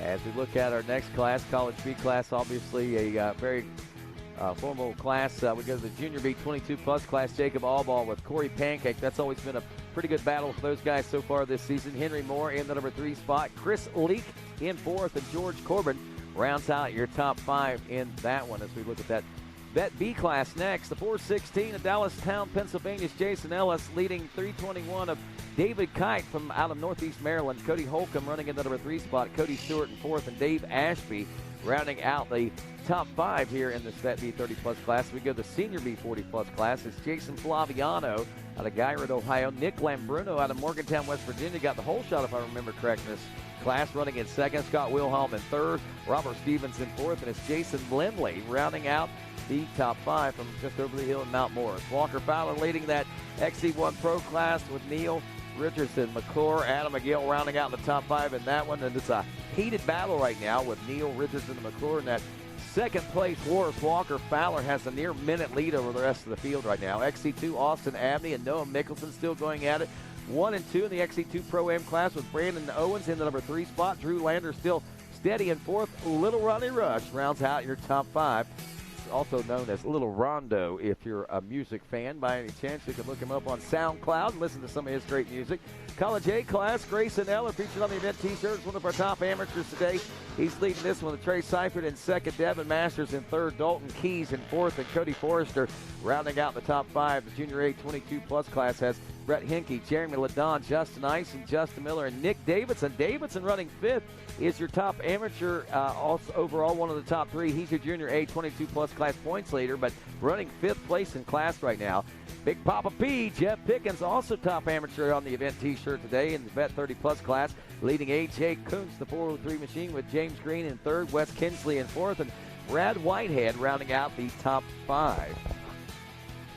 And the TJ Barrett in the Senior A 40 plus class, Mark Batson, Dale Batson, Jeremy Guichard, and Chase Walker rounding out your top 5. And that one is that's what we started out with there a few moments ago. By the way, we mentioned those event t-shirts. Want to let you know, if you're the market for one of those event t-shirts from this or any other great GNCC race, you can hit up mototees.com and pick yours up online today, and of course pay tribute and homage to the riders featured on the event t-shirt that day, and especially these 3 riders that we have on the amateur shirt as we roll through this high voltage GNCC. Picking the action back up now here in the, grassy, dusty fields of this Lilly family farm. Again, just approaching 1 hour. Walker Fowler has already pitted in this event. The rest of the field, a number of the other riders have elected not to do so. Generally around the 1 hour mark at the halfway points where these riders like to pit.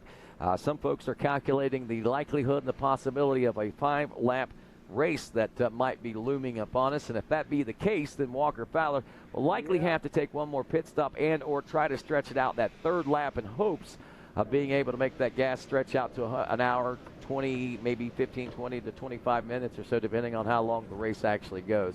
Right now, though, waiting at the FMF power point here for some of our traffic to check in.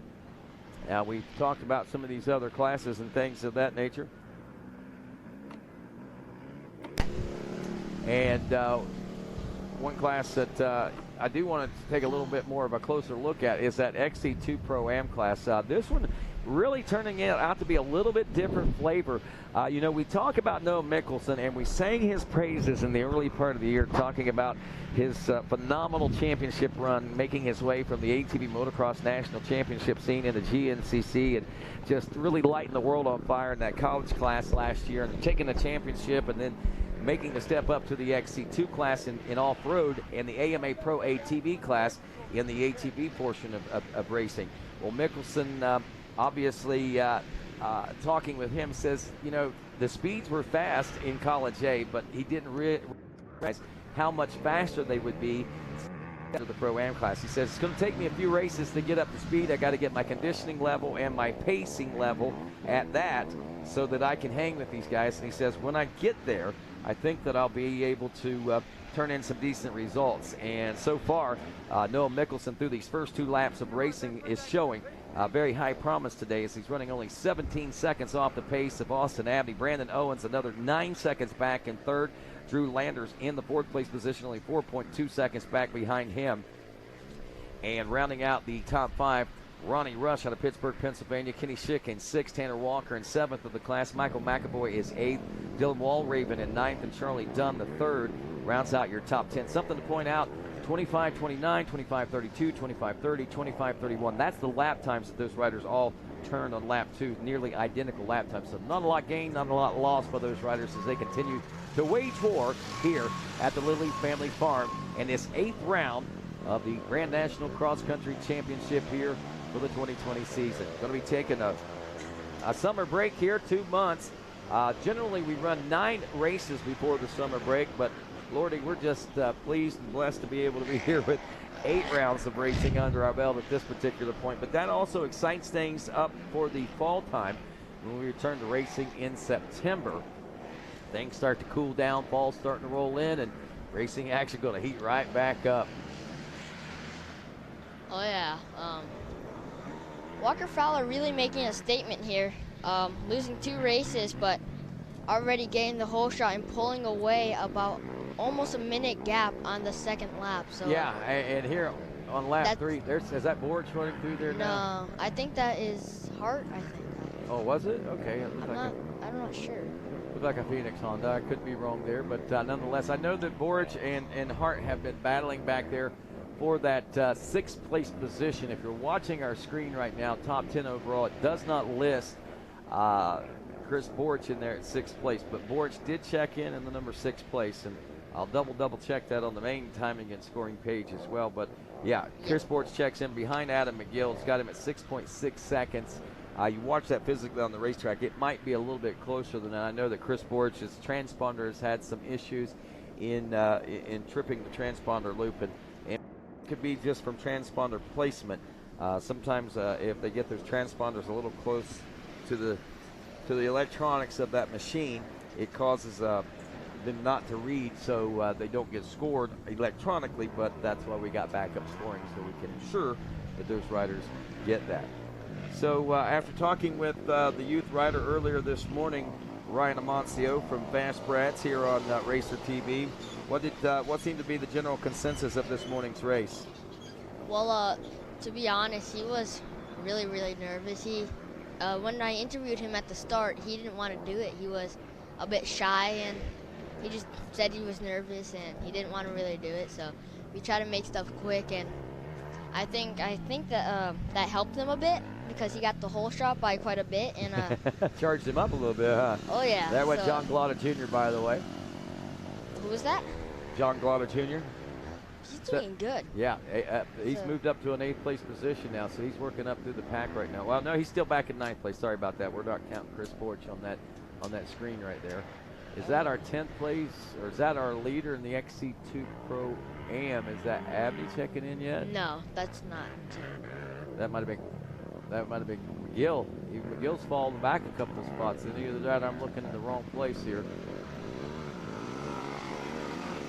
That may have been Covert 2 checking in there. All apologies to that rider that checked in there just a moment ago. Just glanced up here at the 5-mile marker. The haze in the air on the screen and on my glasses. The sweat that is on my glasses. Another hot one here in in the home territory of the shadows of Morgantown, West Virginia, headquarters of Racer Productions. I wish it was casting a little bigger shadow today. I'm not going to lie. Yeah, I tell you, I just went down. There's Austin Abney on the screen right now. There he is. There's our leader there. He's Taking a look back. Yeah, he's having a heck of a race out here. Just went down into the pits though and walked around a little bit, talked to a few guys down there. There's is that second place in XC2? Second place. That's Noah Mickelson still right. And there's third. Yep. Wow, XC2 is where it's at today. Yeah, Brandon Noah, and then not far behind should be coming Drew Landers on the 14 machine. He was running about 8 to 10 seconds looks back. like that's probably him there. Yep. Dropped a little bit off the pace, but still hanging in there. What a great battle in XC2. Maybe he was one of the riders that pitted. Maybe he pitted. Well, Walker pitted, so maybe they pulled the same strategy for Drew, but that's what we were just talking about in the pits a little bit. Other than Walker and possibly Drew, I don't know if anybody else stopped for fuel. It's going to be at least a 5-lap race out here. Yep, there's Walker Fowler on screen right now, coming out about the 7-mile mark. But I would think that he's going to need to grab some more fuel or grab fuel again, and everybody else should be pitting this lap. So the fact that he's still got this much of a lead before everyone else has pitted, and he's already pitted once, that's a pretty good position for him to be in, no doubt. He keeps looking back like he thinks there might be somebody back there, and I know last check that we had, he had a 52-second lead. I'm not sure if that is continuing to widen or if it's closing up any with those 3 riders battling out for the second place position between Bryson Neal, Cole Richardson, and Jared McClure.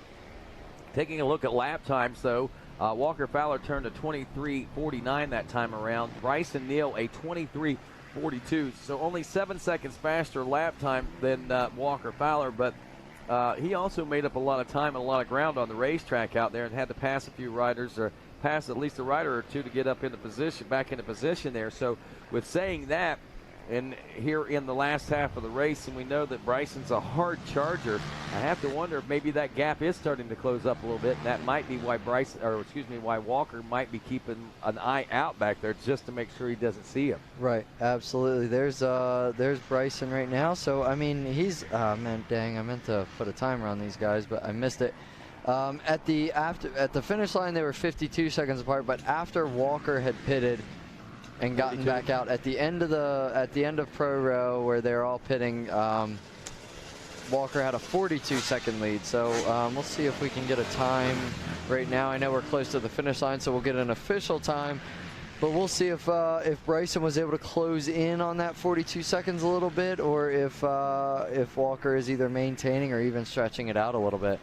Wow, it's so hard to tell at this gap, but I have to think that maybe Walker has maintained, if not stretched it out a little bit over that second place ride. And I here's don't something know, else. Rodney. Really? I don't know. I'm getting ready to get a stop here. We were at 42, and now we are at roughly 32 seconds. Wow. Yeah. Wow. Yeah. So he closed in 10 seconds now. Man. That 10 seconds is going to back away when Bryson has to pit now. So we're going to be back at that 42, but nonetheless, he closed in 10 seconds on not even a full lap. And not only that, miles. he opened up over Cole Richardson and Jared McClure. So, yep. I mean, that gap is starting to open up back to a third place position. So he's putting himself in a pretty good spot as far as securing second place. And he's got himself in a good position here at the midway point of the race, basically, or should be about the midway point at an hour into this race. Yep. The midway point of this race, he's got himself in a great position. He's charging heads down. He's still got the taste of victory from 2 weeks ago, and he still smells that blood in the water, so to speak, that Mikey keeps mentioning and things of that nature. So yeah, and this ain't over just yet. No, I mean, we got a lot of racing to go yet. We're only halfway through, and that it could go just the opposite for these guys as it did on the first half of the race. But I'm imagining we're going to get the 2-lap card here. That's not official, I don't believe. I haven't heard anything, but that would make sense. That'd be a 5-lap race, correct? This is their third lap. They're due in about 3 minutes. That'd put them at an hour and 9 minutes, and then another 24 minutes. So, yeah, that would actually, with 5 laps, we'll be lucky to get 2 hours. I mean, yeah, that's what we were just talking about in the pits, actually. And I was thinking, 5 laps might make them run a little long, but it's actually still going to be a hair short with 5 laps. So we're definitely going to get... I wouldn't call it short, but it's 2 minutes shorter than the 2 hour mark that we shoot for. It's impossible to make it that 2 hours. Very rarely. I have seen it happen that we've hit the 2 hour mark almost on the button. Yeah, I mean that's tough though. That would just be impressive. that would be. That is pretty neat whenever that's pulled off. Hey, there's JM11, Josh Merritt. This kid's got a great social media following. I know my kid is a big Josh Merritt fan. He was telling me about how he follows him on YouTube and on Instagram, different things like that, as we pick up with another rider up front. Drop 1-1, and that's the number 1 of WF1 right there, Walker Fowler. And I'm sure he's got a big social media following too. Walker, though, I mean, he's a great personable guy, but he's pretty serious. He's a business type guy. He is. He's a very professional racer, and it definitely shows. I mean, he has one objective when he comes out here, and so far he's done pretty good at showing that. So that's Bryson. So we're gonna get another timer. Closer. Yeah. Oh boy. Not necessarily. Not much closer. No, we're about right at 32. Right at 32. Okay. Still, so it didn't close any since the last that spot. 32 seconds the first time really felt like an hour to me, waiting on 32 seconds, and then that 32 seconds went by very, very quickly. Isn't it funny how time works? Time flies when you're having fun, Rodney. I guess so. This whole day's going by. I just woke up like 2 minutes ago. This has been a great day. I mean, we've had some great battles with our youth racing this morning, our micro racing, epic battle this morning in the 10 o'clock race, which you participated in. The women's class at WXC had a great race. The schoolboys class had a great battle. That was just a lot of things to keep an eye on at the 11 o'clock races. It was. You always got to keep an eye on that. Lane McCormick shooting for overalls, and he came awfully close to grabbing another one today. I saw him come off the hill. I thought he was his mom. I mean, nothing against him. I mean, he was riding. I mean, she rides very aggressive, but I mean, they have very similar riding styles. I really thought it was his mom. It must run in the family. And I know Alicia had a good day going today, and that's another reason she should have been in that place, I think, too. So I was keying on Alicia, so I seen that. I thought it was her, but it was him. Well, that's Walker Fowler heading down to the finish. Going through those shade trees out there in the middle of the lily pad. So we're going to see if he has closed the gap or not. Bryson Neal really putting in a charge. I think that win really motivated him, which probably smelling that blood in the water. Like you say. Absolutely right, Ryan. And motivation is a big key. You know it as a racer yourself. It takes different things to motivate people in different ways, but a win is certainly a great boost of motivation. Oh yeah, a win it's a big boost of confidence right there. So Bryson just looks extremely aggressive on the track right now. I mean, he had a rough start there, and it's did you? I didn't take notice, but so Walker is pitting again the very next lap, so they're going to be pitting on the same lap again. Interesting. Yeah, so he doesn't want to wait till the last lap in case they're in a last lap battle, and man, that maybe they didn't necessarily want to pit there on the lap before, and well, whatever the case may be, I mean, definitely a little out of sorts, but it makes sense exactly what you said. You get yourself in a situation, especially with the way that Bryson has got his head down. He's one of those riders, as the race really gets into the heat of it, at the end of it, he's one of the guys that can, and Cole Richardson too, and Jared McClure, those guys can all pull within the striking distance. Oh, look at that. This right here might be the advantage that he was looking for. Cole Richardson on him now, but he stopped for too fast. Oh no, what is this? No. What happened to Bryson Neal? Bryson Neal almost, is he resting? Okay. Well, actually, I think he might have been fixing his goggles. I don't know if they were put on just right, and looks like he had to readjust them quick. So with the pit stop, looks like he ended up losing about 4 seconds down to or up to a 36-second gap in between Walker Fowler and Bryson Neal at the end of Pro Row there. And I did not take notice to whether Ricky Towery had the 2-lap card out. Did you happen to see that? No, I did not, but doing the mathematical calculations at an hour and 10 minutes. It would have to be, right? Yeah, an hour and 10 minutes with 25-minute lap times, that would put us at a 2-hour mark. So, I mean. So there's Walker Fowler after that. Yeah, this is out by that 1 mile marker. And what kind of changes are you noting here in this race course here? You were out here this morning. I'm seeing obviously a lot of uncovered routes and things like that. But this isn't good for Bryson. No, it's not. This could be. Come on, fans, get him out the way. What this could do is this could tighten things up between Bryson and that third place ride. Now he's still not out of the way. Now they're getting Bryson out and around the next rider. That's not Bryson Bryson's either. a little further back. So. Wow. All right, send him up the line there. Is it me or does it look like it's been a bit more than 36 seconds? I got a timer on it, so I'm going to tell you here in just a sec. Up to 39. 39. Well, you remember he did slow down quite a bit coming out of the pits, and that's what I was expecting to see, is that gap start to close. And we saw Bryson slow down, and for whatever reason, adjusting goggles, getting a drink, whatever the case may be. That was probably that 3-4 seconds that you account for on that. That allowed Cole to catch up to him, and that gap to widen between he and Walker at the same time. Yep. Yeah, absolutely. So definitely there's Jared McClure coming through right now. Looks like he's charging pretty hard. He's definitely fallen off of the Cole Richardson, Bryson Neal train, but and I've always said, man, that's the toughest place to be, out there by yourself. You know, Walker's running. Obviously, he's good at that, but two other guys in a heated battle, and Jared McClure just trying to hang in there and see what he can do today. Well, Walker Fowler continues to lead this one up front and try to stretch things out as he goes for win number 60 today, and things are heating up for second place in this XC1 class. All the while, things are really boiling over in the XC2 Pro-Am. Austin Abney leading Noah Mickelson, Brandon Owens, and Drew Landers. How's that one going to all pan out? Stick around. GNCC Live continues after this.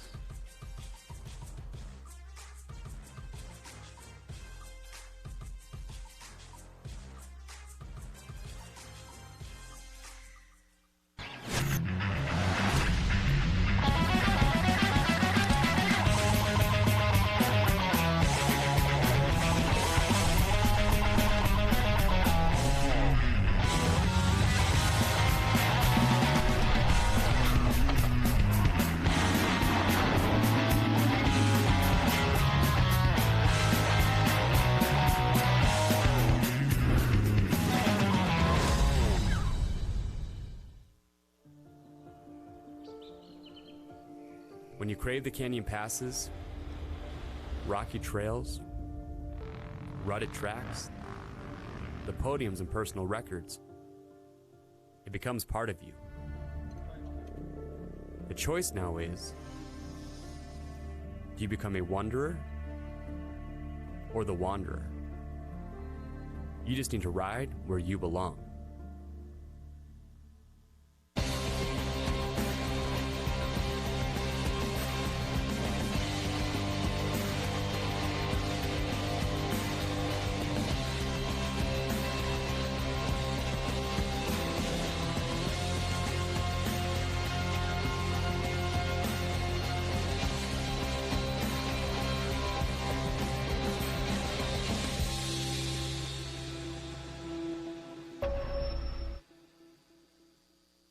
Born of family values and a homegrown work ethic, Cometic Gaskets seals your machine so you can focus on the finish line. Cometic Gaskets are the competitive standard for racers who demand the very best. Cometic Gaskets are constructed from superior materials designed to perform in the most demanding environment, whether it's championships on the line or a day in the dirt with friends. Professionals and enthusiasts depend on Cometic. Cometic Gaskets, sealing championships since 1989.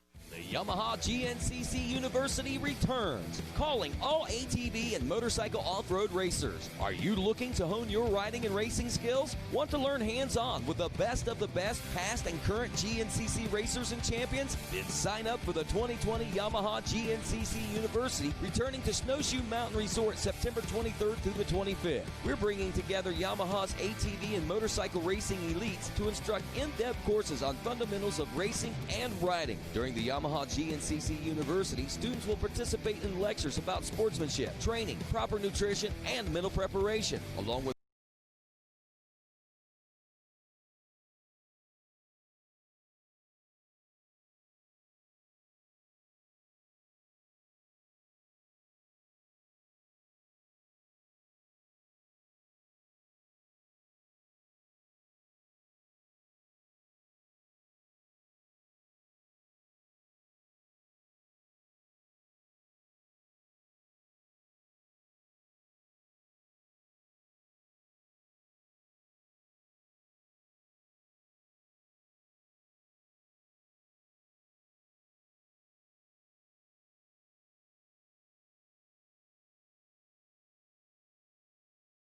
possible while chasing your dreams. Not only will our staff help students to achieve success, they will cheer you on to the finish line. We encourage you to check out On Track School at ontrackschool.com, where we can help you chase your dreams and still get a quality education.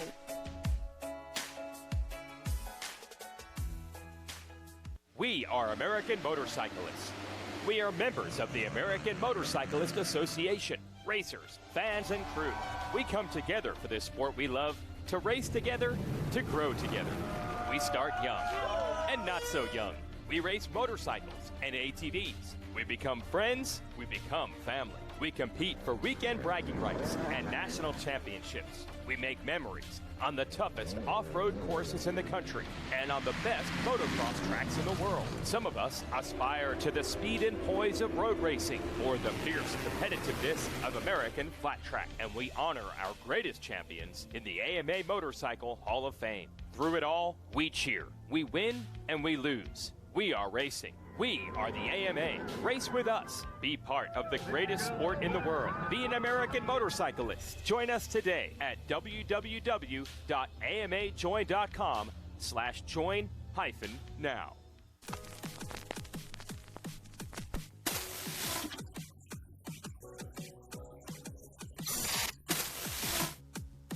The 2006 Unadilla GNCC was the height of the Juha Salminen era, but this week in Yamaha history, things were about to change. Off to the early lead in the thick dark loam of upstate New York, Salminen seemed to be in control but also saw early struggles. Jimmy Jarrett, an Ohio mud rider, was close in tow and seemed at home in the deep conditions. Also from Ohio on an Ampro Yamaha was a young Charlie Mullins. A fresh Paul Whibley early in his GNCC career tailed in fourth. Then Jarrett found his way into the lead. Juha Salminen was second and Mullins still in third.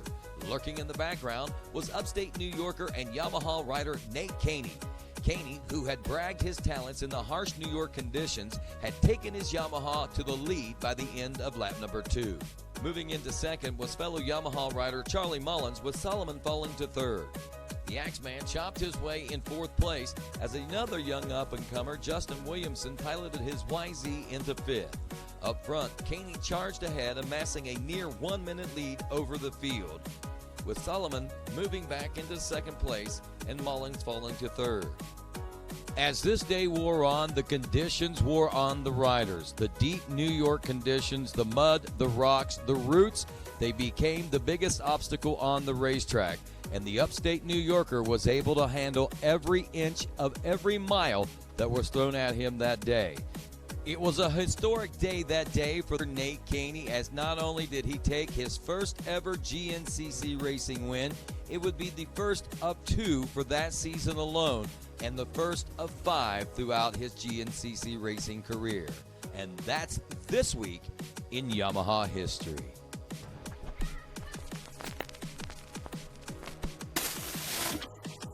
And welcome back to GNCC Live. I'm not going to lie, I just got goosebumps there, man. Reliving that moment with Nate Canny there, is taking that first of 5 wins in his illustrious GNCC careers. We welcome you back to the high voltage GNCC here at the Warren Lilly Farm. And of course, we just got some reports that things have changed quite a bit on the racetrack. The gap from first to second and third are all down to about 15 seconds now. Something happened to Walker Fowler is what we're getting reports, and we're speculating right now that likely, and you may mention that the lap traffic is pretty hard out here. Yeah, well, like you were saying earlier, this is a little bit of an old school GNCC. Things are a little bit tighter, things are a little bit one line, and honestly, you know, some of these spots out on the track, the lappers can't even get out of the way when someone like Walker Fowler rolls up behind them. There's Fowler right there. And you can see he looks like a man on a mission right now. Yeah, he probably knows that they have closed in, so I'm going to try and get a timer. I tell you, he's looking back, trying to watch his back the whole time today.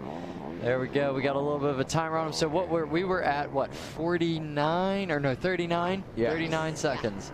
And now the gap between those two, about 14 seconds between first and second, and then what is it, another 4 or 5 back to Cole, if that. Yeah, so wow. So these guys have really shrunk that gap up quite a bit, and, you know, taking into account the conditions and everything else that goes along with it. What we got back here?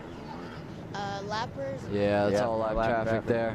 And that right there, now here's something that we can point out. See those 4 lappers that just came through? They could be the telltale sign of what just happened to Walker Fowler out there. Absolutely. I know you just mentioned this being old school. Is this a little tighter course on the out there in the woods? I know that I've seen some lines that were opened up to get around, like on the FMF PowerPoint. But did we see a lot of single trail? Definitely. Yeah, absolutely. And like I said, there's a lot of spots. There's Jared McClure on screen. A lot of spots you just the lapper can't get out of the way, even if he knows there's someone behind him. And it's a fantastic track out there, and I know I've said it a million times before, but I'll say it again. The lappers are always the worst for the guy in front, because they don't know they're getting lapped yet, but once Walker goes by, they then know the leaders are into them, and they're a bit more aware. So. Well, are the tides turning, I guess, is the big question that is on people's minds right now, because, wow, we've seen some big things happen over the course of the last 3 races alone with this action going on up front. Speaking of up front, we had some great racing action going on. What we hear is this Adam McGill. Adam McGill. A heck of a ride today. We had kind of a same case scenario shaping up earlier this morning in the WXC class when Hannah Hunter had the early lead. Then Tracy Pickens comes around with the lead. And he gets all discombobulated, mixed up, and then the next thing you know, Hurricane's back out front, and Mikey Waynes is standing by with the Hurricane right now. Hurricane Hannah, talk to us a little bit about what it took to get first place today. Had some great battles early on. I believe at one point you and Alicia McCormick coming in wheel to wheel. Yeah, I got third off the start, and quickly got into first on the first lap, and then Alicia came out of nowhere on the second lap, and we just battled for I think a lap. And then she made a mistake. I passed her, and I just never looked back. How many wins is that for you this season? This is number 7. Win number 7. So do you know how many more wins you need? How many points you need to seal the deal in the championship? They count 11 races, and I really don't know how many more wins I need. Just keep the Hurricane going. Yeah, just keep it going. There you go. That's good. All right, the Hurricane, she blew in today, man. I tell you, it looked like they might have, the eye of the storm kind of settled down there for a little bit, but when it came back, it was with a force and a vengeance, no doubt about that. She's an unstoppable force at this point, golly. It's funny how these, we talk about flipping on riders and things, and that's exactly, the switch flip for her, and she is, the confidence level is just Josh Merritt there coming through the field section. All right, Glauda's still behind him. Looks like Josh has stretched it out a little bit on John Glauda, and consistent race. Big change in the XC2 Pro-Am classes. They'll be coming by here in just a moment. Brandon Owens up now into the lead position. He's got a 5-second lead over Austin Abney, who drops down to the number 2 spot. Drew Landers now 24 seconds behind Austin Abney. Ronnie Rush up into the 4th place position. Kenny Schick up to 5th. Tanner Walker 6th. Noah Mickelson drops back to the number 7 position after running so solid in the number 2 spot up front in the first 2 laps of racing. Now, if we can only get Mikey to turn his mic off. Well, I wonder what Mikey does during these times. That was a good way for us to find out how much fun he really has during these races. But, yeah, I mean, just 2 good battles going on out there right now. And, you know, something we haven't even touched base on yet, and we've got these guys on the event T-shirt today, is our top amateur overall riders, non-XC1 and XC2 riders. Guess what? Guess who's running top amateur overall right now? I'm going to give you 3 guesses. Well, who was on the T-shirt? Grayson Eller, Jeff Pickens, and Nick Davis. I'm going to say Grayson Eller. He is. What do I win? You win a new car. He's actually running in the. Not from me, by the way. I'll get you a matchbox or something. But Grayson Eller is in the 17th place overall, 18th place overall position on the 171. That's where I got the 17. He's turned a 26:04 lap time that last time around. He's actually ahead of his teammate, the XC2 rider of Noah Mickelson now, so he's a couple of spots ahead of him in the overall right now. That is Walker Fowler. Walker Fowler, wow, look at that. He's aggressive. So Walker is really laying it down, putting that horsepower to the ground right now, and he's doing the same thing that we saw Bryson Neal doing there just a little while ago, kicking some of those outside powder berms, trying to get those dust plumes up. And look at that, nearly on one wheel as he came through that turn, really kicking up the dust out there, trying to definitely hamper vision for those riders trying to catch up. But about 15 seconds, that might just be the break they're looking for, about that time to get through this dust. And if they can close the gap back up in the woods, man, I tell you, next time we see him in an open field section, it could be a whole different scenario unless Walker's able to continue doing what he was doing at the beginning of the race before things tightened up there on lap number, I guess that would have been here on lap number 4. Yep.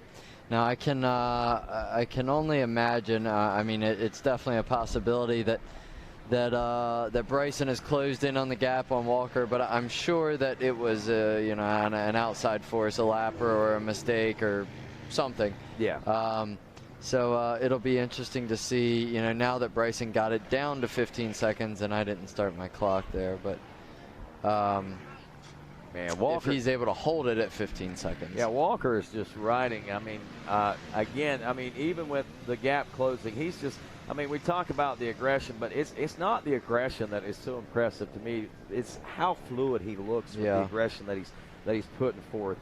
And he makes it look so effortless out there. And he's traveling speeds right now that I don't think most mortal men would even want to consider traveling. No, because I'm looking at the timer here. I don't know. I don't have an exact time, but Walker Fowler has opened this gap up to at least 40 seconds again. Well, I shouldn't say at least 35 seconds again, probably right around 40 seconds. Wow. So how does that happen that quickly? Just the same way that things get tightened up, I imagine. Yep. So it what can hurt you sometimes can obviously help you.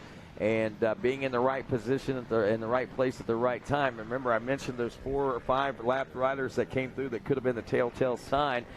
Could have hit another group. Walker could have got just ahead of them in a tight section, and the other guys got behind them and got held up. So a lot of ways to answer that as Walker continues to carve his name in the history books here at the High Voltage GNCC. This will be win number 60 for Walker, I believe, if he captures it. Yes, win number 60. He's been wanting the 60's giving him a hard time. He was hoping to get it at a High Point 2 races ago. That didn't work out for him, so now we're back just over the hill from High Point. He's giving her another shot. Well, I was about to give it to him at the early part of this race. Oh, Lapper is holding him up. Those are the kind of little things that happen. I was about to give it to him, and then I was about to say maybe not with the way things tighten back up. But now that we're seeing what we're seeing. Yeah, he yanked her right back out. Yeah, and unless something really off the wall happens again, I don't think any of these riders are on a level that's going to touch Walker Fowler. And I'm not taking anything away from anyone else right now. It's just that some days there's levels that riders reach and they psych themselves up and they amp themselves up to come out here and make things happen. and it's just tough. They're just unstoppable forces that day. And I think that might be where Walker sits right now because, like you said, win number 60 on the horizon right here. It's eluded him twice already. He's got 2 losses in a row. And as I pointed out, a 2-month break coming up. The last thing that Walker Fowler wants to think about is 3 race losses in a row in 2 months to do it in. Yeah, absolutely. There we got Adam McGill on the screen coming through at the 7-mile marker. Rodney, can you give us a little bit of an update for the number 5th place position of Adam McGill, maybe down through Hunter Hart or Josh Merritt? I know they're getting ready coming to the finish line, but are they close or are they spread out a bit? Last time they came in with us at the end of lap number 3, Adam McGill had a 22-second lead over Chris Borch. Borch had only a 2-second lead over Hunter Hart and another 55 seconds back to Josh Merritt. John Glotta was another 50 seconds back in 9th. Wesley Wolf rounded out the top 10, another 20 seconds back as well. So the gap's really kind of big, and surprising with gaps that large, I would have expected to see these XC2 riders really starting to inch their way into a top 10, maybe as 8th or 7th place position with the way things are going and time adjustments today. But obviously, whatever it is, it's a track-wide scenario that's shaping up, that's creating these lap times to be what they are and maintaining them and keeping these second and third row riders from really making the gains that we kind of expected and maybe traditionally we would see out of them. Yeah, absolutely. It's we don't have too many close battles out here. I mean, we got Bryson Neal and Cole's not too far off of him. And then we got, sounds like we have a great battle in between Chris Borch and Hunter Hart. 2 guys that do some training together. So I know we haven't caught them, or I don't remember catching them on camera anytime recently. Shots, but it'll be interesting to see how they come through and we'll see what kind of gap they have at the finish line at the end of this lap. Well, I was hoping to look at this College A class. We've had so many reports and stories of these guys nose to tail for 2 solid hours. 4 and 5 laps of racing. But look at the gaps between this class today. 1:25 seconds between first place rider Grayson Eller back to Trey Seifert in the 420 in second. Dalton Keys 1:32 seconds back in third. Cody Forster another minute back in fourth, and 1:04 seconds back in fifth is Corey Vandelender. So a lot of big gaps out there in that class. Here's one thing I just noticed, Rodney. Sorry to cut you off there, but Cole Richardson looks like he's dropped off the back of Bryson Neal, and Jared McClure has closed in onto the back of Cole Richardson. So that could be a nice last lap battle that's shaping up right now. Well, checking in with our junior A22 plus class, remember Nick Davison was actually running at 5th place position when we checked in with him, I think at the end of lap number 2. Now Nick Davison is in the lead of the junior A22 plus class. This is one of the tougher classes. There's only 8 seconds separating he and Brody Livingood, the second place ride, another 15 seconds back to Justin Eisen. Jeremy Ladon, another 18 seconds in fourth, and Brett Hinkey, 19 seconds back in fifth. So that one's kind of tight. You have to go back to the junior A22 plus class to get it, but we got some good battles going on in that one, it sounds like. Yep, that next C2 for sure. All right, back out on the, well, there you see some of that high voltage running through the property there, that power line that our Yamaha Racing Skydrone just flew over as we follow Walker Fowler here through the fields of this Lilly family farm. It definitely adds an extra element for the drone driver this weekend. There's a lot of lines you got to watch for out here. Yeah, those are some cracking and some popping lines. I was hitting up sound on Thursday evening, and it's probably difficult out here. My hair was standing on end when I climbed the ladder down there on the very pro row. All right, we're in with 2 laps complete. Walker Fowler has already checked in. Let's check in with him. Let's check in with Bryson Neal and Cole Richardson as he makes his way in as well. 45 seconds between first and second place position. So easy come, easy go. Bryson Neal back to the number 2 spot. Cole Richardson in third, or at least at last check. Let's see if he's still there. Here he is right now coming through. The next, here's the battle to be. Let's try and get a gap in between Cole and Jared. It was 27 seconds, 30 seconds back down the closed in. There he is right there coming through the finish line. That's probably about 10 seconds. If that. 9.5 seconds. Pretty good You're both right. You're absolutely both right. So 45 between first and second, another 30 back to third, 9.5 seconds back to your 4th place position, and We were looking at a 46-second gap back to the number 5 position of Adam McGill, so we'll watch out for that one for a little bit longer there to see how that one unfolds here in the latter part of this race. 4 laps of racing now complete. Working on lap number 5, 1 hour and nearly 37 minutes into a scheduled 2-hour run. This heat out here is definitely playing a toll on these guys. Walker Feller, he knows he stretched that back out, gave him a little fist bump. Did he just use a roll off there? Is that what he? No, I think he might have been giving him a hoorah. This is working out pretty good for me today. Now it's the heat though. I mean, I know we're sitting here in the booth and there's no air movement and we're complaining about the heat, but I can only imagine what these guys are doing. We're an hour 37 minutes into this and their heart rate's probably been at least 170 for the last hour 37 minutes. So that's a pretty high. Is that about where these guys operate at? I would imagine. I would say they're at least over 160 the entire race, but I know Caleb Russell has posted. What's going on with Bryson tether? Neal? Seat again. Oh, the seat come off. Golly. The seat is off. Bryson Neal looking back. He's got there. What is that laying on the ground? I don't know. That looks like another seat. It looks like That's part of the. We're gonna need to get. Oh man! Oh, what a heartbreaker! Wow, I cannot believe he did not. That's that 45 seconds maybe we were talking about. Yeah. Wow. Maybe he's had more seat problems and that's what set him back. But there's Cole. I bet he doesn't know that he's closed in that much. No, I'd like to see a specialized rapid replay on that if we can put up. And I'm sure they're already working on that. But wow, I mean that was just so odd the way that came through. And there comes Jared McClure on the JMR machine trying to do some epic stuff here today.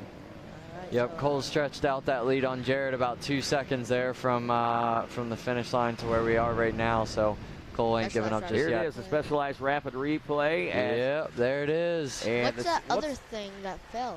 What is that's his. It's his filter cover. I bet he threw it off right there. Yep. So that was his filter cover. Kicked that off. Luckily, had some pit crew there.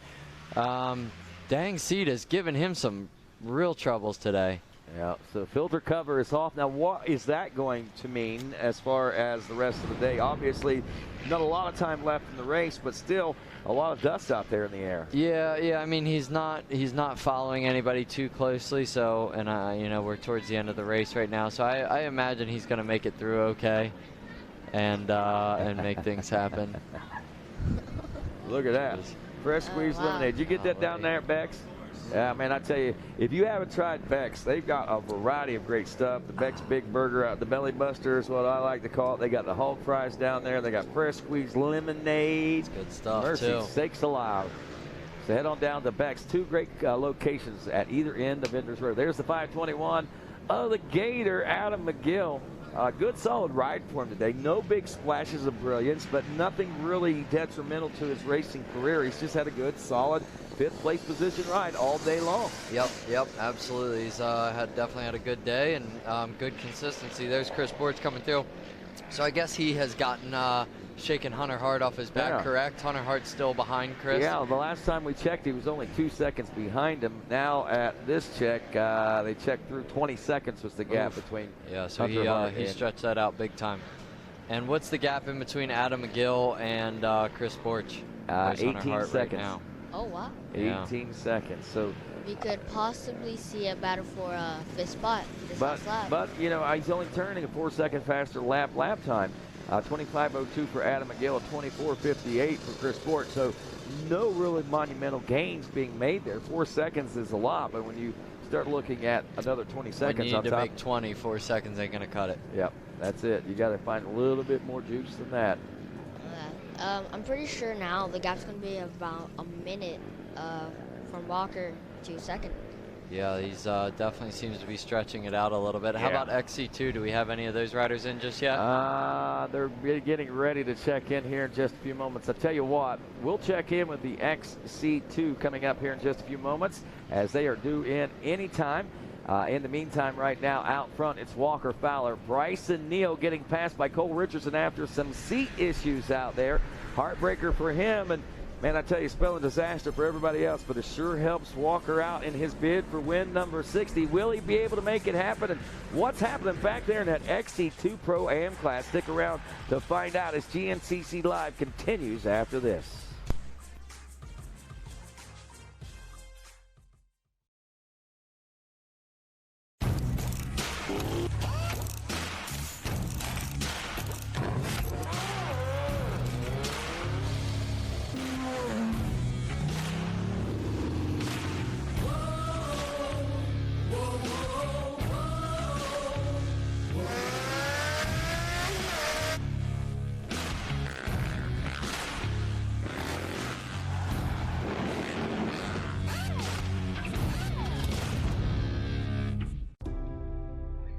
It's hard to put our adventures on hold, but now is the perfect time to prepare for their return.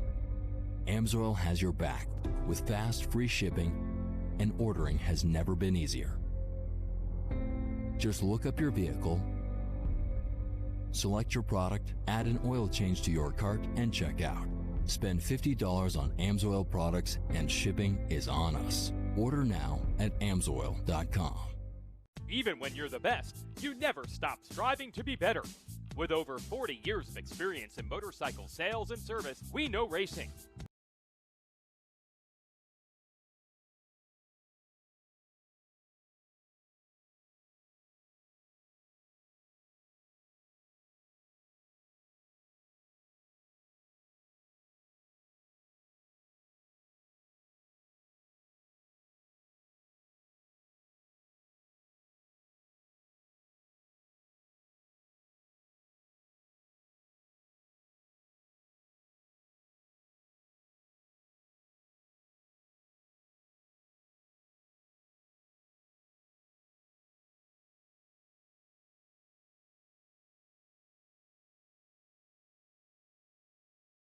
Possible while chasing your dreams. Not only will our staff help students to achieve success, they will cheer you on to the finish line. We encourage you to check out On Track School at ontrackschool.com, where we can help you chase your dreams and still get a quality education.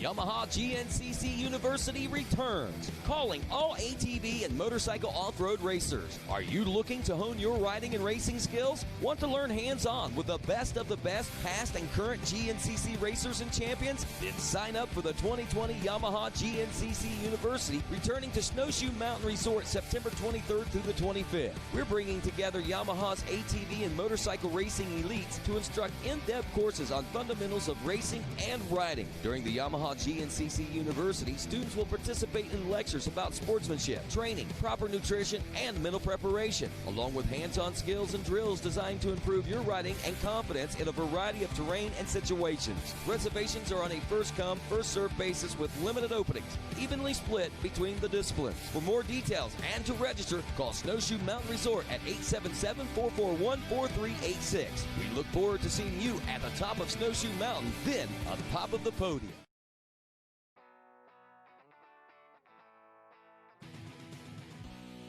My name's Andrew Bauer. I'm originally from Minnesota, but I live in California. In Southern California, I've been at Rockstar Energy Husqvarna Racing for a little over a year and a half now.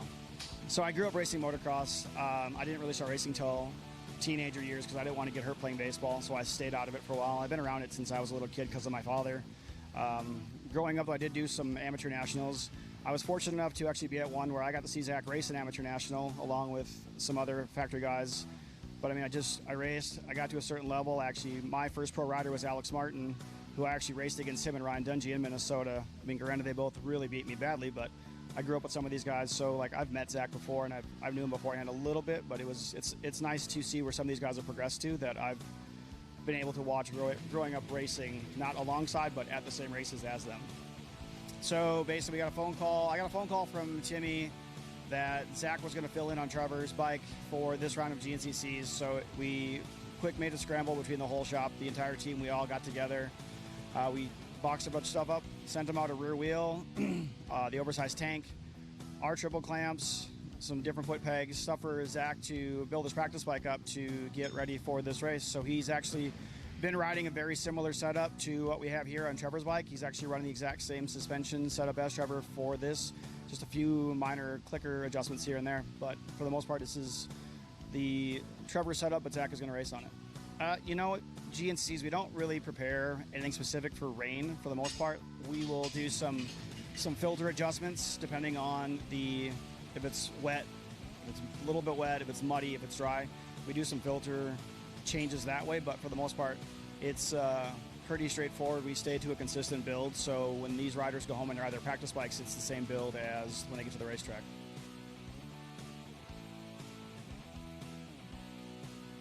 And welcome back to GNCC Live as we welcome Zach Osborne back to GNCC Racing from the motocross world, fresh off his first ever 450 Supercross win just a few weeks ago. And here in the off-road, he got bored. He wanted to go racing, so here we are. Walker Fowler continues to lead this one. We're less than 12 minutes out from a Walker Fowler checking back in with us. One thing I do want to take note of is the XC2 Pro-Am and things going on back there. Brandon Owens leading that one about 15 seconds over Austin Abbey. Drew Landers has pulled into the number 3 spot. Kenny Schick in fourth, and Ronnie Rush rounds out the top 5. But 15 seconds between first and second. Landers is just under 7 seconds behind Austin Abney, turning about a 17-second faster lap that last time around was Drew Landers. He was also 7 seconds faster than Brandon Owens. The heartbreaker here is it looks like he should have time, if that is any indication, to get around Austin Abney. The only question is, will he be able to bridge the gap up to the first place position that Brandon Owens is looking at? And I'm thinking that Brandon might be gunning for his first win of the season, if I'm not mistaken. I know that Abney's won, and I know that Drew Landers has won, and I know that, that Brandon has been there so many times, so close, come in second a few times, but I don't know that he's taken the win in the class. So this could be his first opportunity to do that today. Yeah, I know he just missed out there. There's a good battle right there.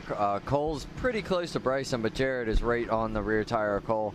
But anyway, I know Brandon Owens led 90% of the High Point race 4 weeks ago, and lost it on the last lap to Austin Abney, so he's definitely hungry for it and more than ready. And a 4-point difference in this one. I pointed this one out to Mikey on Friday. I'm like, Mikey, if you look at the point standings here in the XC2 Pro-Am, and we got to study on this thing, it's only 4 points that separate those two guys. So when you look at the and who was up front? It was Drew Landers by 4 points. And Austin Abney in second, 4 points down. So. And what is the running order of XC2 right now? Right Isn't now, Drew's back I and think forth? it's Owens out front, Abney in second at the moment, or last check, and Drew Landers was third. So that's going to be close to tie it up or get it even tighter. I think the next gap is 3 points, I believe. From second to third, I believe it's a 3-point gap. So that would still leave Austin Abney 1 point behind.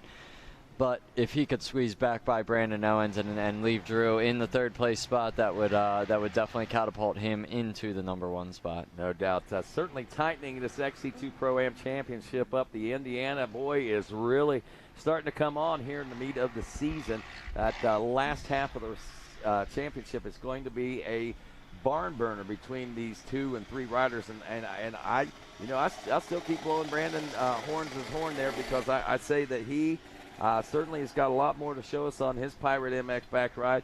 He is just not been able to seal the deal. Once he gets that race savvy to him and being able to finish the races in the positions that he's able to run in, we're going to see some big things out of that youngster as well. When the leaders came by, I counted 1 minute and 19 seconds of a gap. So looks like Walker's still opening the gap. Wow, that is monumental. That's darn near doubling the lap, the gap that we saw there at the end of lap number 4. 45 seconds to post another 35 to 40 seconds on top of that. That's huge, man. That's making a big statement too, I think, for Walker Fowler. Yeah, he's. I'd like to know. It's going to be interesting to see what happened there when Bryson closed into that 15 seconds. Whether that was Bryson just putting the hammer down and running out of steam there at the end, or if it was Walker ran into some issues. But man, I'd say with a gap that big, it had to be some issues out of Walker. Well, I know that it's going to be a frustrating end to the day for Bryson Neal at this point, but at the same time, if he can salvage a podium out of this one, with the issues that he's had since lap number 1 with that seat. Yeah. I mean, that's saying a whole lot, and I think he's going to be able to take some positives away from this. Even though it wasn't a win, he's rode his heart out today and done everything that he can to put himself in as good a position as possible. There we got Josh Merritt on screen hammering down 8th place in XC1 and overall at the moment, right? Yep, absolutely. So we have Brandon Owens, Abney, and Lander. So and Kenny Schick with a 4th place ride at the moment with Ronnie Rush in the 5th. But man, what an awesome ride for Kenny. Hey, by the way, Grayson Eller up to 16th place overall in your top amateur bid. 2nd place top amateur is 2nd in the class of the College A. Trey Seifert, who is now only 27 seconds behind Grayson Eller as they headed into the final lap of racing. Just a little update there. There's action in the Junior A class still after 4 laps of racing as well. Nick Davidson, another top amateur rider, is still out front in that one. Again, he was 5th place on that first couple of laps of racing. It took him, I think, lap 2 to 3 to get into that number 1 spot. Walker Fowler on screen coming out into the field section. Going to be his last time through here. Just trying to finish out strong. Well, he's got about 3 miles to go, if that. He's still looking back. Yeah, I don't think he realizes exactly what the gap is. They might be playing games with him on the pit board. They're catching him. They're only 20 seconds back, 15 seconds back, and the way he's riding, like his tail's on fire right now, you almost have to think that might be what they're doing. I know. To him. I mean, he has not let up one bit. I mean, he is hammered down. You know, maybe he's calculating for, you know, a lapper crash in front of him or something like that. You know, you can't ever have too big of a gap, right? He's leaving nothing to chance at this point. Right. Chance has bit him in the butt there a couple of times the last couple of rounds. So he's leaving nothing to chance on this one today. Not mixing it up, not making it fun and exciting for the race fans, not letting these guys get very close. Now, they did get to within, what was that, about 10, 12 seconds, I think, there at one point. But, man, whatever it was that separated those guys, and then the seat coming off for 2nd place at the time, Bryson Neal dropping to 3rd now behind Cole Richardson. You know, that changed the face of this race, too, I think. That was the last-ditch effort that Bryson Neal had to make a challenge, mount a challenge on Walker Fowler. And since that point, it's there's no one that's going to be able to do that unless a mistake happens or he gets behind some lap traffic out there, and the bottom just falls out basically on Walker Fowler's race today. I don't think that's going to happen. We talk about race management. We talk about race savvy and all that kind of stuff. But Walker not only understands the races, he not only knows how to manage the races, but he knows how to position himself to take the win. Even if he's not out front, he knows how to have himself in the right position to take the win in the closing moments. And that was one of the first things that he learned when he stepped up to the XC1 class from one of his mentors in the Great Bill Balance, was being able to manage that race, knowing when to strike, and strike at the right times to get those wins. And he's figured it out. Yeah, working on win number 60 at this particular point as we take a look to the 2nd place position back there. That is still Bryson Neal on the number 2 machine. Oh, no. No, actually. Is it? No, that's a lap rider. So did we miss Cole, I guess, is the question. No. Cole never went by Bryson when he lost the seat. Bryson, he didn't make it? No. I thought he made it by. Bryson stayed in the number 2 spot. But Cole was not far behind. I mean, at the last field section that we saw him, Cole was maybe, 5 seconds down with Jared McClure right behind him. But it looks like Bryson has stretched it out. But hopefully at this time, if that seat comes off again, he's going to let it roll and stand up the rest. You only got a couple miles to go. So. Right. Yeah, and I'm sorry about that. I was thinking for some reason that Cole had gotten around him, but wow, that was a big break for him. That is Cole right there. Yeah, so Cole's yes, right it is. He has dropped Jared. Wow. So last spot That's position. not a good sign there because Jared is not coming through. That's not. Well, it's taking. It's a hard day here on the West Virginia, Pennsylvania state line at the Lilly family farm, as it has taken its toll on both man and somewhat machine. But the machines have been well prepared today for the most part. Machines are running. I'm sure there's a few of them that maybe not nearly as strong as they were at the beginning of the race. But, wow, what a day of racing. I mean, we didn't know what to expect coming into this one. Walker Fowler, basically a wire-to-wire lead, it seems like. He got the whole shot out in this one and started the checkout as early as he could. A couple of guys trying to latch on there. Bryce Neal obviously trying to latch on in the early part of that first lap. Seat issues at that point took him back and out of that hunt. As the race wore on, he started closing that gap back up again. And then what? Seat issues once again to come off. It's been brutal. Right in front of the camera there. So Bryce Neal, the only rider that seemed to have anything for Walker Fowler today, could not get all the stars to align to make things happen to take a 2 race wins here to close out the summer, or the first half of this season anyway. There's Walker Fowler dancing his way through the monster energy section. There, here. he's a thumbs up. He's happy with this one, man. It says, I know he didn't like what was going on at those last 2 races and was probably definitely disappointed that he couldn't get that 60th win, but going into summer break with 60 wins on your career is definitely a huge accomplishment. It most certainly is, and one that will set very easily, I think, everywhere. It'll be nice. It'll be an uplifting moment for him, knowing that he got win number 60. An uplifting moment for him, knowing that he was able to capture the win before the summer break got underway, especially after those 2 race losses like that. Like I said, the one thing that Walker did not want to do was come away with a 3 race losing streak in 2 months. 2 months, think about it. Yeah, and then just have to stew on that all summer long. It's definitely not what he wanted, and he has shown that from start to finish. I mean, this has been definitely a textbook race for him. Bryson Neal with his little issues, some good battles from Cole and Jared, Chris and Adam and Hunter Hart, some good racing. I mean, all the way around, we've had some really good racing all day long, and definitely get to look forward to tomorrow now. No doubt, as we are now, looks like less than a minute away from scheduled seeing Walker Fowler in. If he runs consistent lap times here, we should be under a minute at around 50 seconds, and Walker be making his way in. And guess what that's going to do? That's going to put us right at that 2-hour mark. We're at 1 hour and 58 and a half minutes into this one right now. Another 39, 40 seconds or so is going to put us at just over 159. Yep. So we're going to be about as close to 2 hours as you can get. Yeah, there it is right now. We're at 158.43, so we're going to be just over, maybe right at 159. So, man, awesome job by the track crew today. You can tell that man right there is awfully pumped for win number 60. Walker Fowler making his way into the final turns as he does the donuts, showing off. And for what?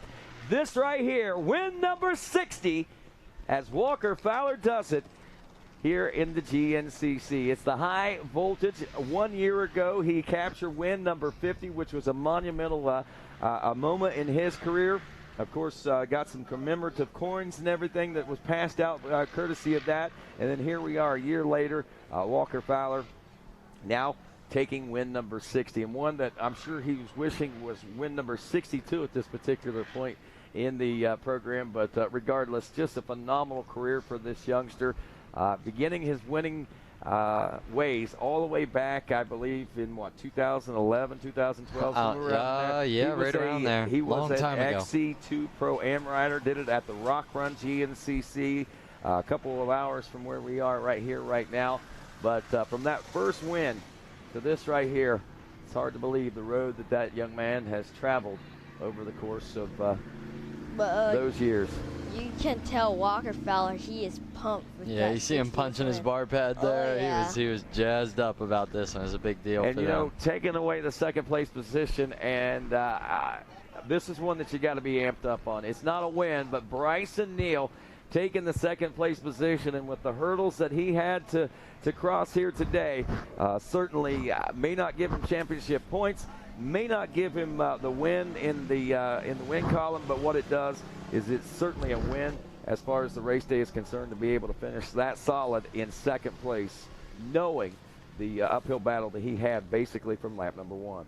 I think Bryson Neal did what he had to do right, basically, just salvage that second place.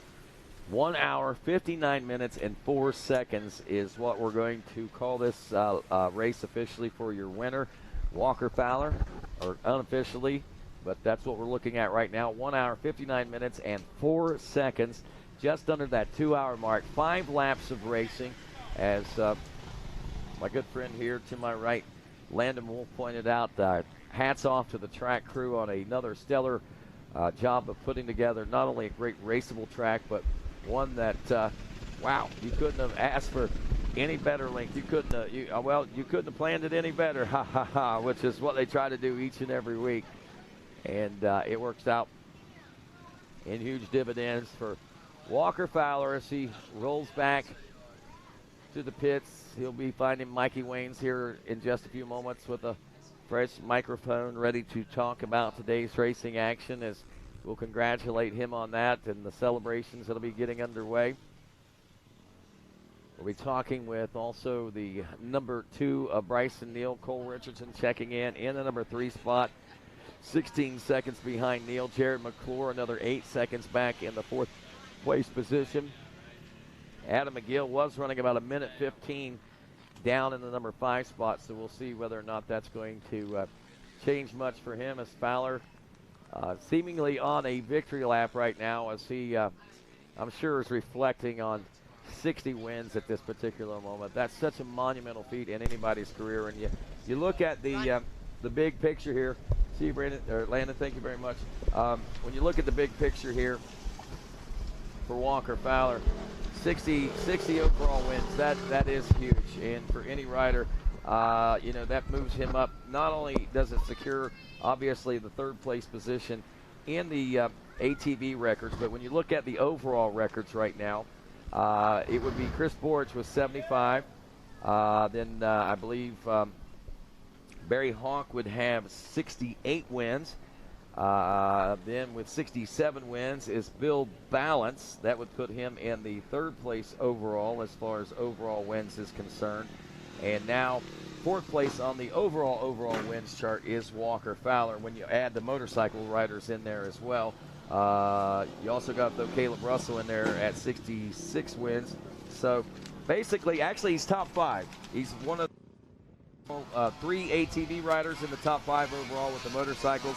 That means that only a handful of guys have won over 60 races, and that's pretty impressive to be in a part of that elite group of guys. While we wait for these rest of these riders to check in and us to get a word in with Walker Fowler, we're going to take a quick break, but still waiting on our XC2 Pro-Am to check in. Who's going to take the win in that one? Will Brandon Owens hold on to it for his first win? And we'll celebrate win number 60 with Walker Fowler when we return here on GNCC Live.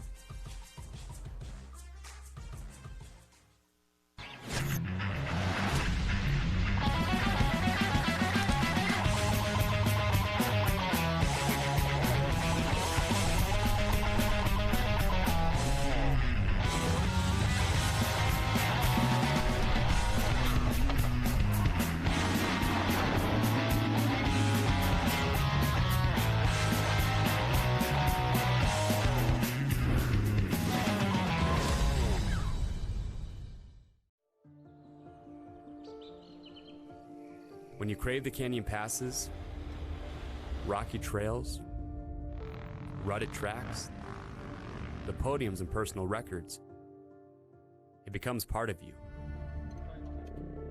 The choice now is, do you become a wanderer or the wanderer? You just need to ride where you belong.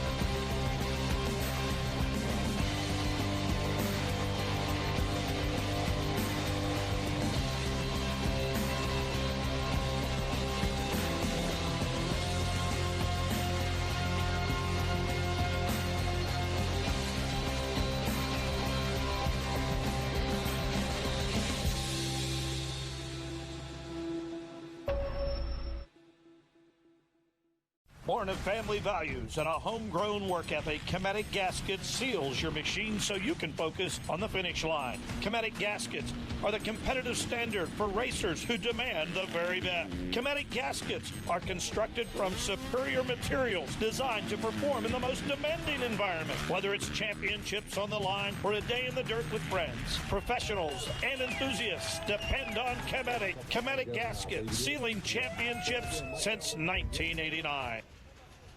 And welcome back to GNCC Live, where Walker Fowler has done it. He sealed the deal on win number 60 here in Maysville, West Virginia at the High Voltage GNCC. As we take a look at our top 10 overall results, brought to you by Rocky Mountain ATVMC.com. Unofficially, the way things are looking, Walker Fowler taking the win, Bryson Neal in second.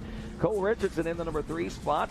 Jared McClure was 4th. Adam McGill rounding out your top 5. Then Chris Borich in 6th. Hunter Hart in 7th. 8th place, Josh Merritt. John Glotta in the 9th place position. And OWW, Wesley Wolf rounding out the top 10. FYI, still waiting on the XC2 Pro-Am riders to check in as of the moment. So as soon as they get checked in, we'll know. No, wait a minute. Brandon Owens has checked in. So we got our XC2 winner in. Brandon Owens takes the win over Austin Abney by 17 seconds. Still waiting on 3rd place as we take a look at that high voltage trophy. Man, that's a pretty sharp look. I want one of those. That right there almost makes me want to start training so I can come back and get I wish they had those for the youth. Yeah, no doubt. Well, you never know. You might have to win an overall. Find out if they got those for the youth. Oh, that's going to be take some time there. Yeah, talking with Ryan Amancio, our Fast Brats reporter here with us, and also co-commentator as we set history here today in the GNCC Racing Nation, taking a look out over the lily pad, if you will, the Warren Lily Farm. And thanks again. I see that big high voltage power plant down there. Looks like Drew Landers has checked in the number 3 spot of the XC2 Pro-Am class. So Brandon Owens, Austin Abney, and Drew Landers. That's going to tighten things up as far as that championship is concerned between Abney and Landers now.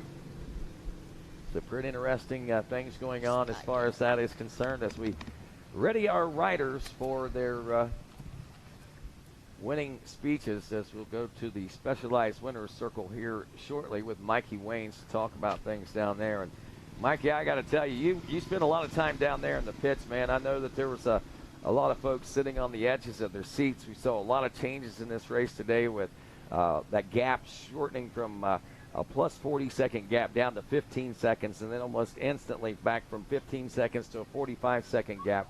It's certainly been a storied day of racing, and I'm sure each one of these riders are going to have plenty of stories and plenty of things to talk about when they make your acquaintance here in just a few moments, Mikey Waynes. Mikey just chilling out down there, waiting on the leaders to make their way in. Do you know if they're going to do the top 3 podiums? Or? Yeah, we're not doing podiums. We're doing... just speeches? Yeah, just speeches. We're going to be back again tomorrow, folks. Just to remind you, we'll have the 2-wheel action all slated to get underway at around 1 o'clock tomorrow, a little prior to that with opening ceremonies and opening remarks leading into the day. But not only do we have Caleb Russell out there going for win number 67 tomorrow, but we also welcome Zach Osborne from the Rockstar Energy Racing team here with us this weekend, racing with the Husqvarnas. We're going to be riding Trevor Bollinger's bike. Trevor Bollinger's bike that has been sitting basically still all season long because of the injury sustained by the 739 machine. So Zach's bored. He's off motocross for a while. He says, I want to go race. Let's go GNCC racing. It's not like he's never done it before. I mean, as a youth, I'm pretty sure he has, huh? Yeah, he raced back in 14. He raced some XC2 stuff. He was a top finisher. He also raced in the ISDE. So he's been a big part of the off-road in seasons past. And welcoming Zach Osborne back, but also welcoming to the podium in the center of the box for the 60th consecutive, but for the 60th time. Wishes it was consecutive. How about it? Walker Fowler with Mikey Waynes. Well, thanks, Rodney. Walker Fowler, man, after missing the last 2, coming up short, man, finally, your 60th win of the season. Yeah, absolutely. Man, that was, I tried to throw it away a couple times there. We got a killer start. That Moto Experts motor just fired up, and that son of a gun pulled with those anti-gravity batteries. they got us off to a good start, and so them GBC tires hooked up the hill through the number 1. Look back, it was Bryson, and I was like, oh, he came to play, so let's dance, Pilgrim. And man, it was fun. I had a good first 2 laps and was like just on cruise control. And the wheels fell off the bus the 3rd and beginning of the 4th lap. He got it down to about 10 seconds.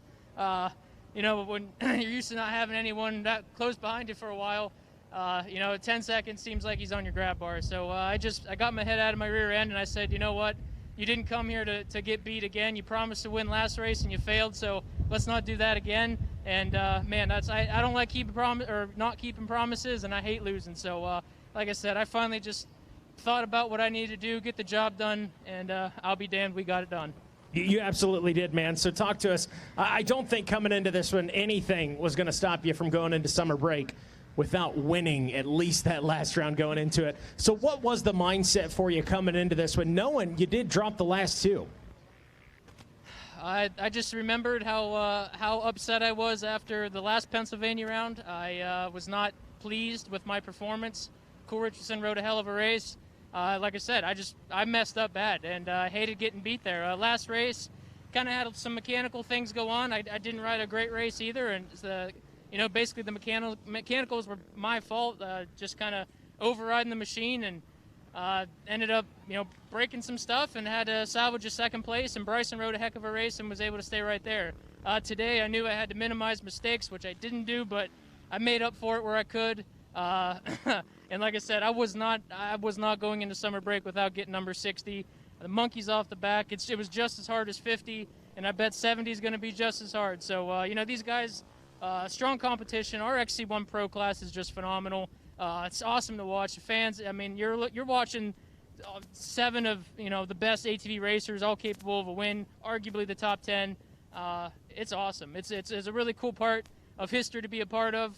And, you know, we're just going to keep chugging away, and I'm excited for these kids to keep coming up, man. I remember when Bryson was, you know, coming up, and Cole and myself and Hunter Hart, man, the talent pool just keeps getting deeper, and winning just keeps getting better.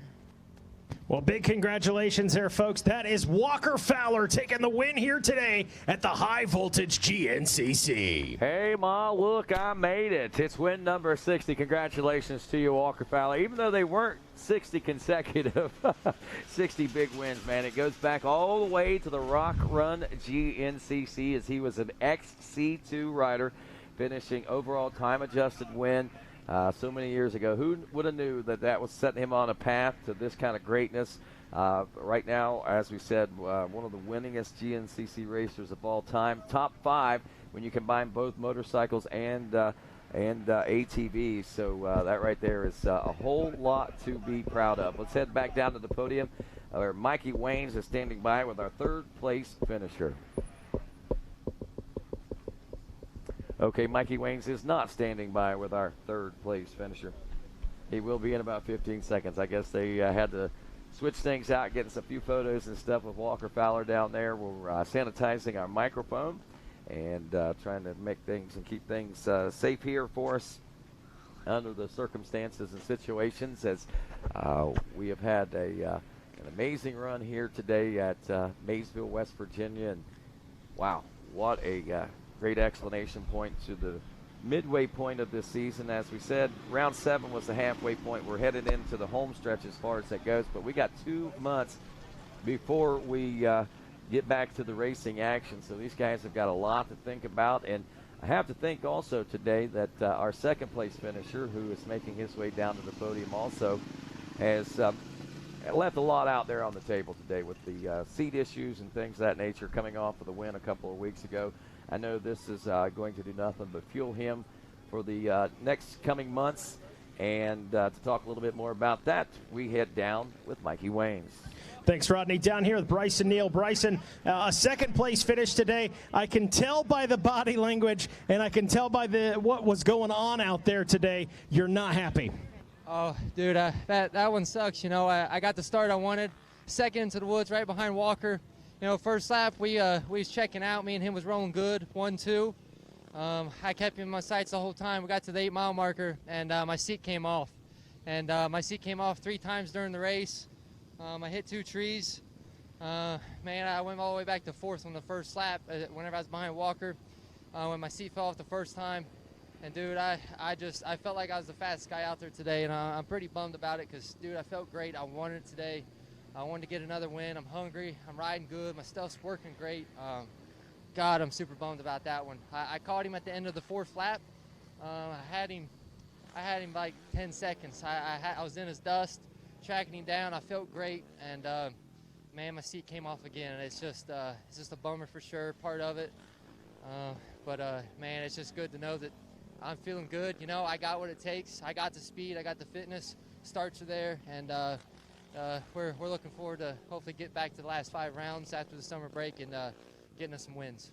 That was going to be my next question. I mean, there are a few things that motivate a rider more than a win, but I got to think, just knowing the type of rider you are, heading into summer break with this one is frustrating, and that's going to weigh on your mind through summer break. And I got to believe that Bryson Neal's going to come back after this summer break very, very motivated. Yeah, man.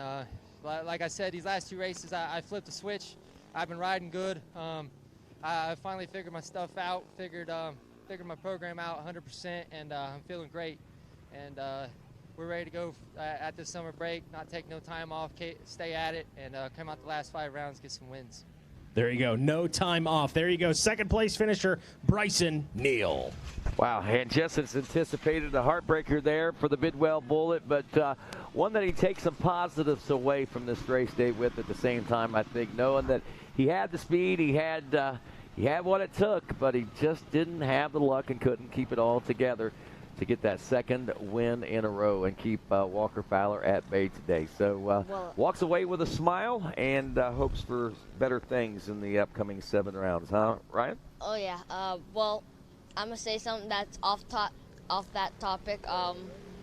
I just saw a quad that was burned up coming by. Is that what that smell is? Yeah. I heard about that. We have one. There's only the wheels on it. So, Mercy. That was a real hot one out there, I guess, today, to say the least. Let's check back in with Mikey Waynes. Cole just said he heard you guys talking about that, and he said that's a bad day. That is worse than my day. And with that said, Cole Richardson, we'll let you talk about that day you had out there. Right there? All right. Yeah, we got off to a decent start, made our way into 3rd pretty early, and, the track actually was a little more dusty there at the beginning than I expected, and kind of separated some of us, and, I don't know what happened to Bryson at the beginning. I got around him, and he caught me, and, I figured maybe we'll try and work together, and, we kind of did that, and he had his problems, and I had more problems this race than I think I had in a long time. I was off the quad. I felt like more than on it, and not just like nipping or hitting trees, just flipping left and right. We flipped the second to last lap and then on the last lap, and lost the seat when we flipped the second time, and we just had a long day out there, and somehow we got 3rd. I don't know how, but we're taking. Well, man, congratulations. When you're having a bad day and the bad day lands you on the podium, that's pretty darn good, man. What's the mindset heading into summer break? What do you expect out of yourself coming back after summer break? I'm actually headed to Camp Coker, not the GNCC. It's just, the facility for a riding school with the Action Off-Road Camp. I know we have 40-plus kids signed up. So, pretty much go home Monday, drive down Tuesday, teach a riding school all weekend. The last day to signs up Wednesday. There's a lot of us XC1 guys teaching. And, last year we were satisfied with podiums. This year we got a win earlier than before. And, I just really want to get in that #1 spot and be up there with Walker and Battlemore. And, considering we got 3rd, there's a lot of bike things I can fix. And, if I can get that figured out this summer, I think we'll be able to, give it a lot better run. Does the mustache help? I thought the power of the stash was going to help today, but I think it wrecked me more than anything else, so it's coming off as soon as I get home. There you go. I was going to ask the question, guys, is that a mud stash or a mustache that you're sporting today? I don't know what it is. Looks good. I like it, man. Keep running it. Well, congratulations. There you go. Cole Richardson taking 3rd place here today at the High Voltage GNCC. Well, that's going to do it. That's going to wrap things up as far as the racing action is concerned. On behalf of Landon Wolf, one of my co-announcers, Mikey Wayne's down there at the podium, and this little guy right here, Ryan Amancio from the GNCC Fast Brats. What do you think, buddy? Good day today, huh? Yeah, good, long, hot day. Well, it started off cloudy, then the sun decided to come out when the pro race came. It did, and it heated up. Walker Fowler getting a great start out there, and, of course, A good run in the early part of the race by that rider, but seat problems for the number 2 of Bryson Hill kept him at bay today. Cole Richardson, a solid ride up there in the second and third place positions, comes away with a third place position finish, but it was all Walker Fowler at the checkers as he does the 360 and heads home for checkers, and the 60th time in doing so here at the High Voltage GNCC. Congratulations, Walker Fowler, and congratulations to all of our GNCC competitors here today at the High Voltage. On behalf of all of us here at Racer TV, be sure to join us again tomorrow as we'll have two-wheel action coming here from West Virginia. And, of course, if you can't, we'll see you again come September.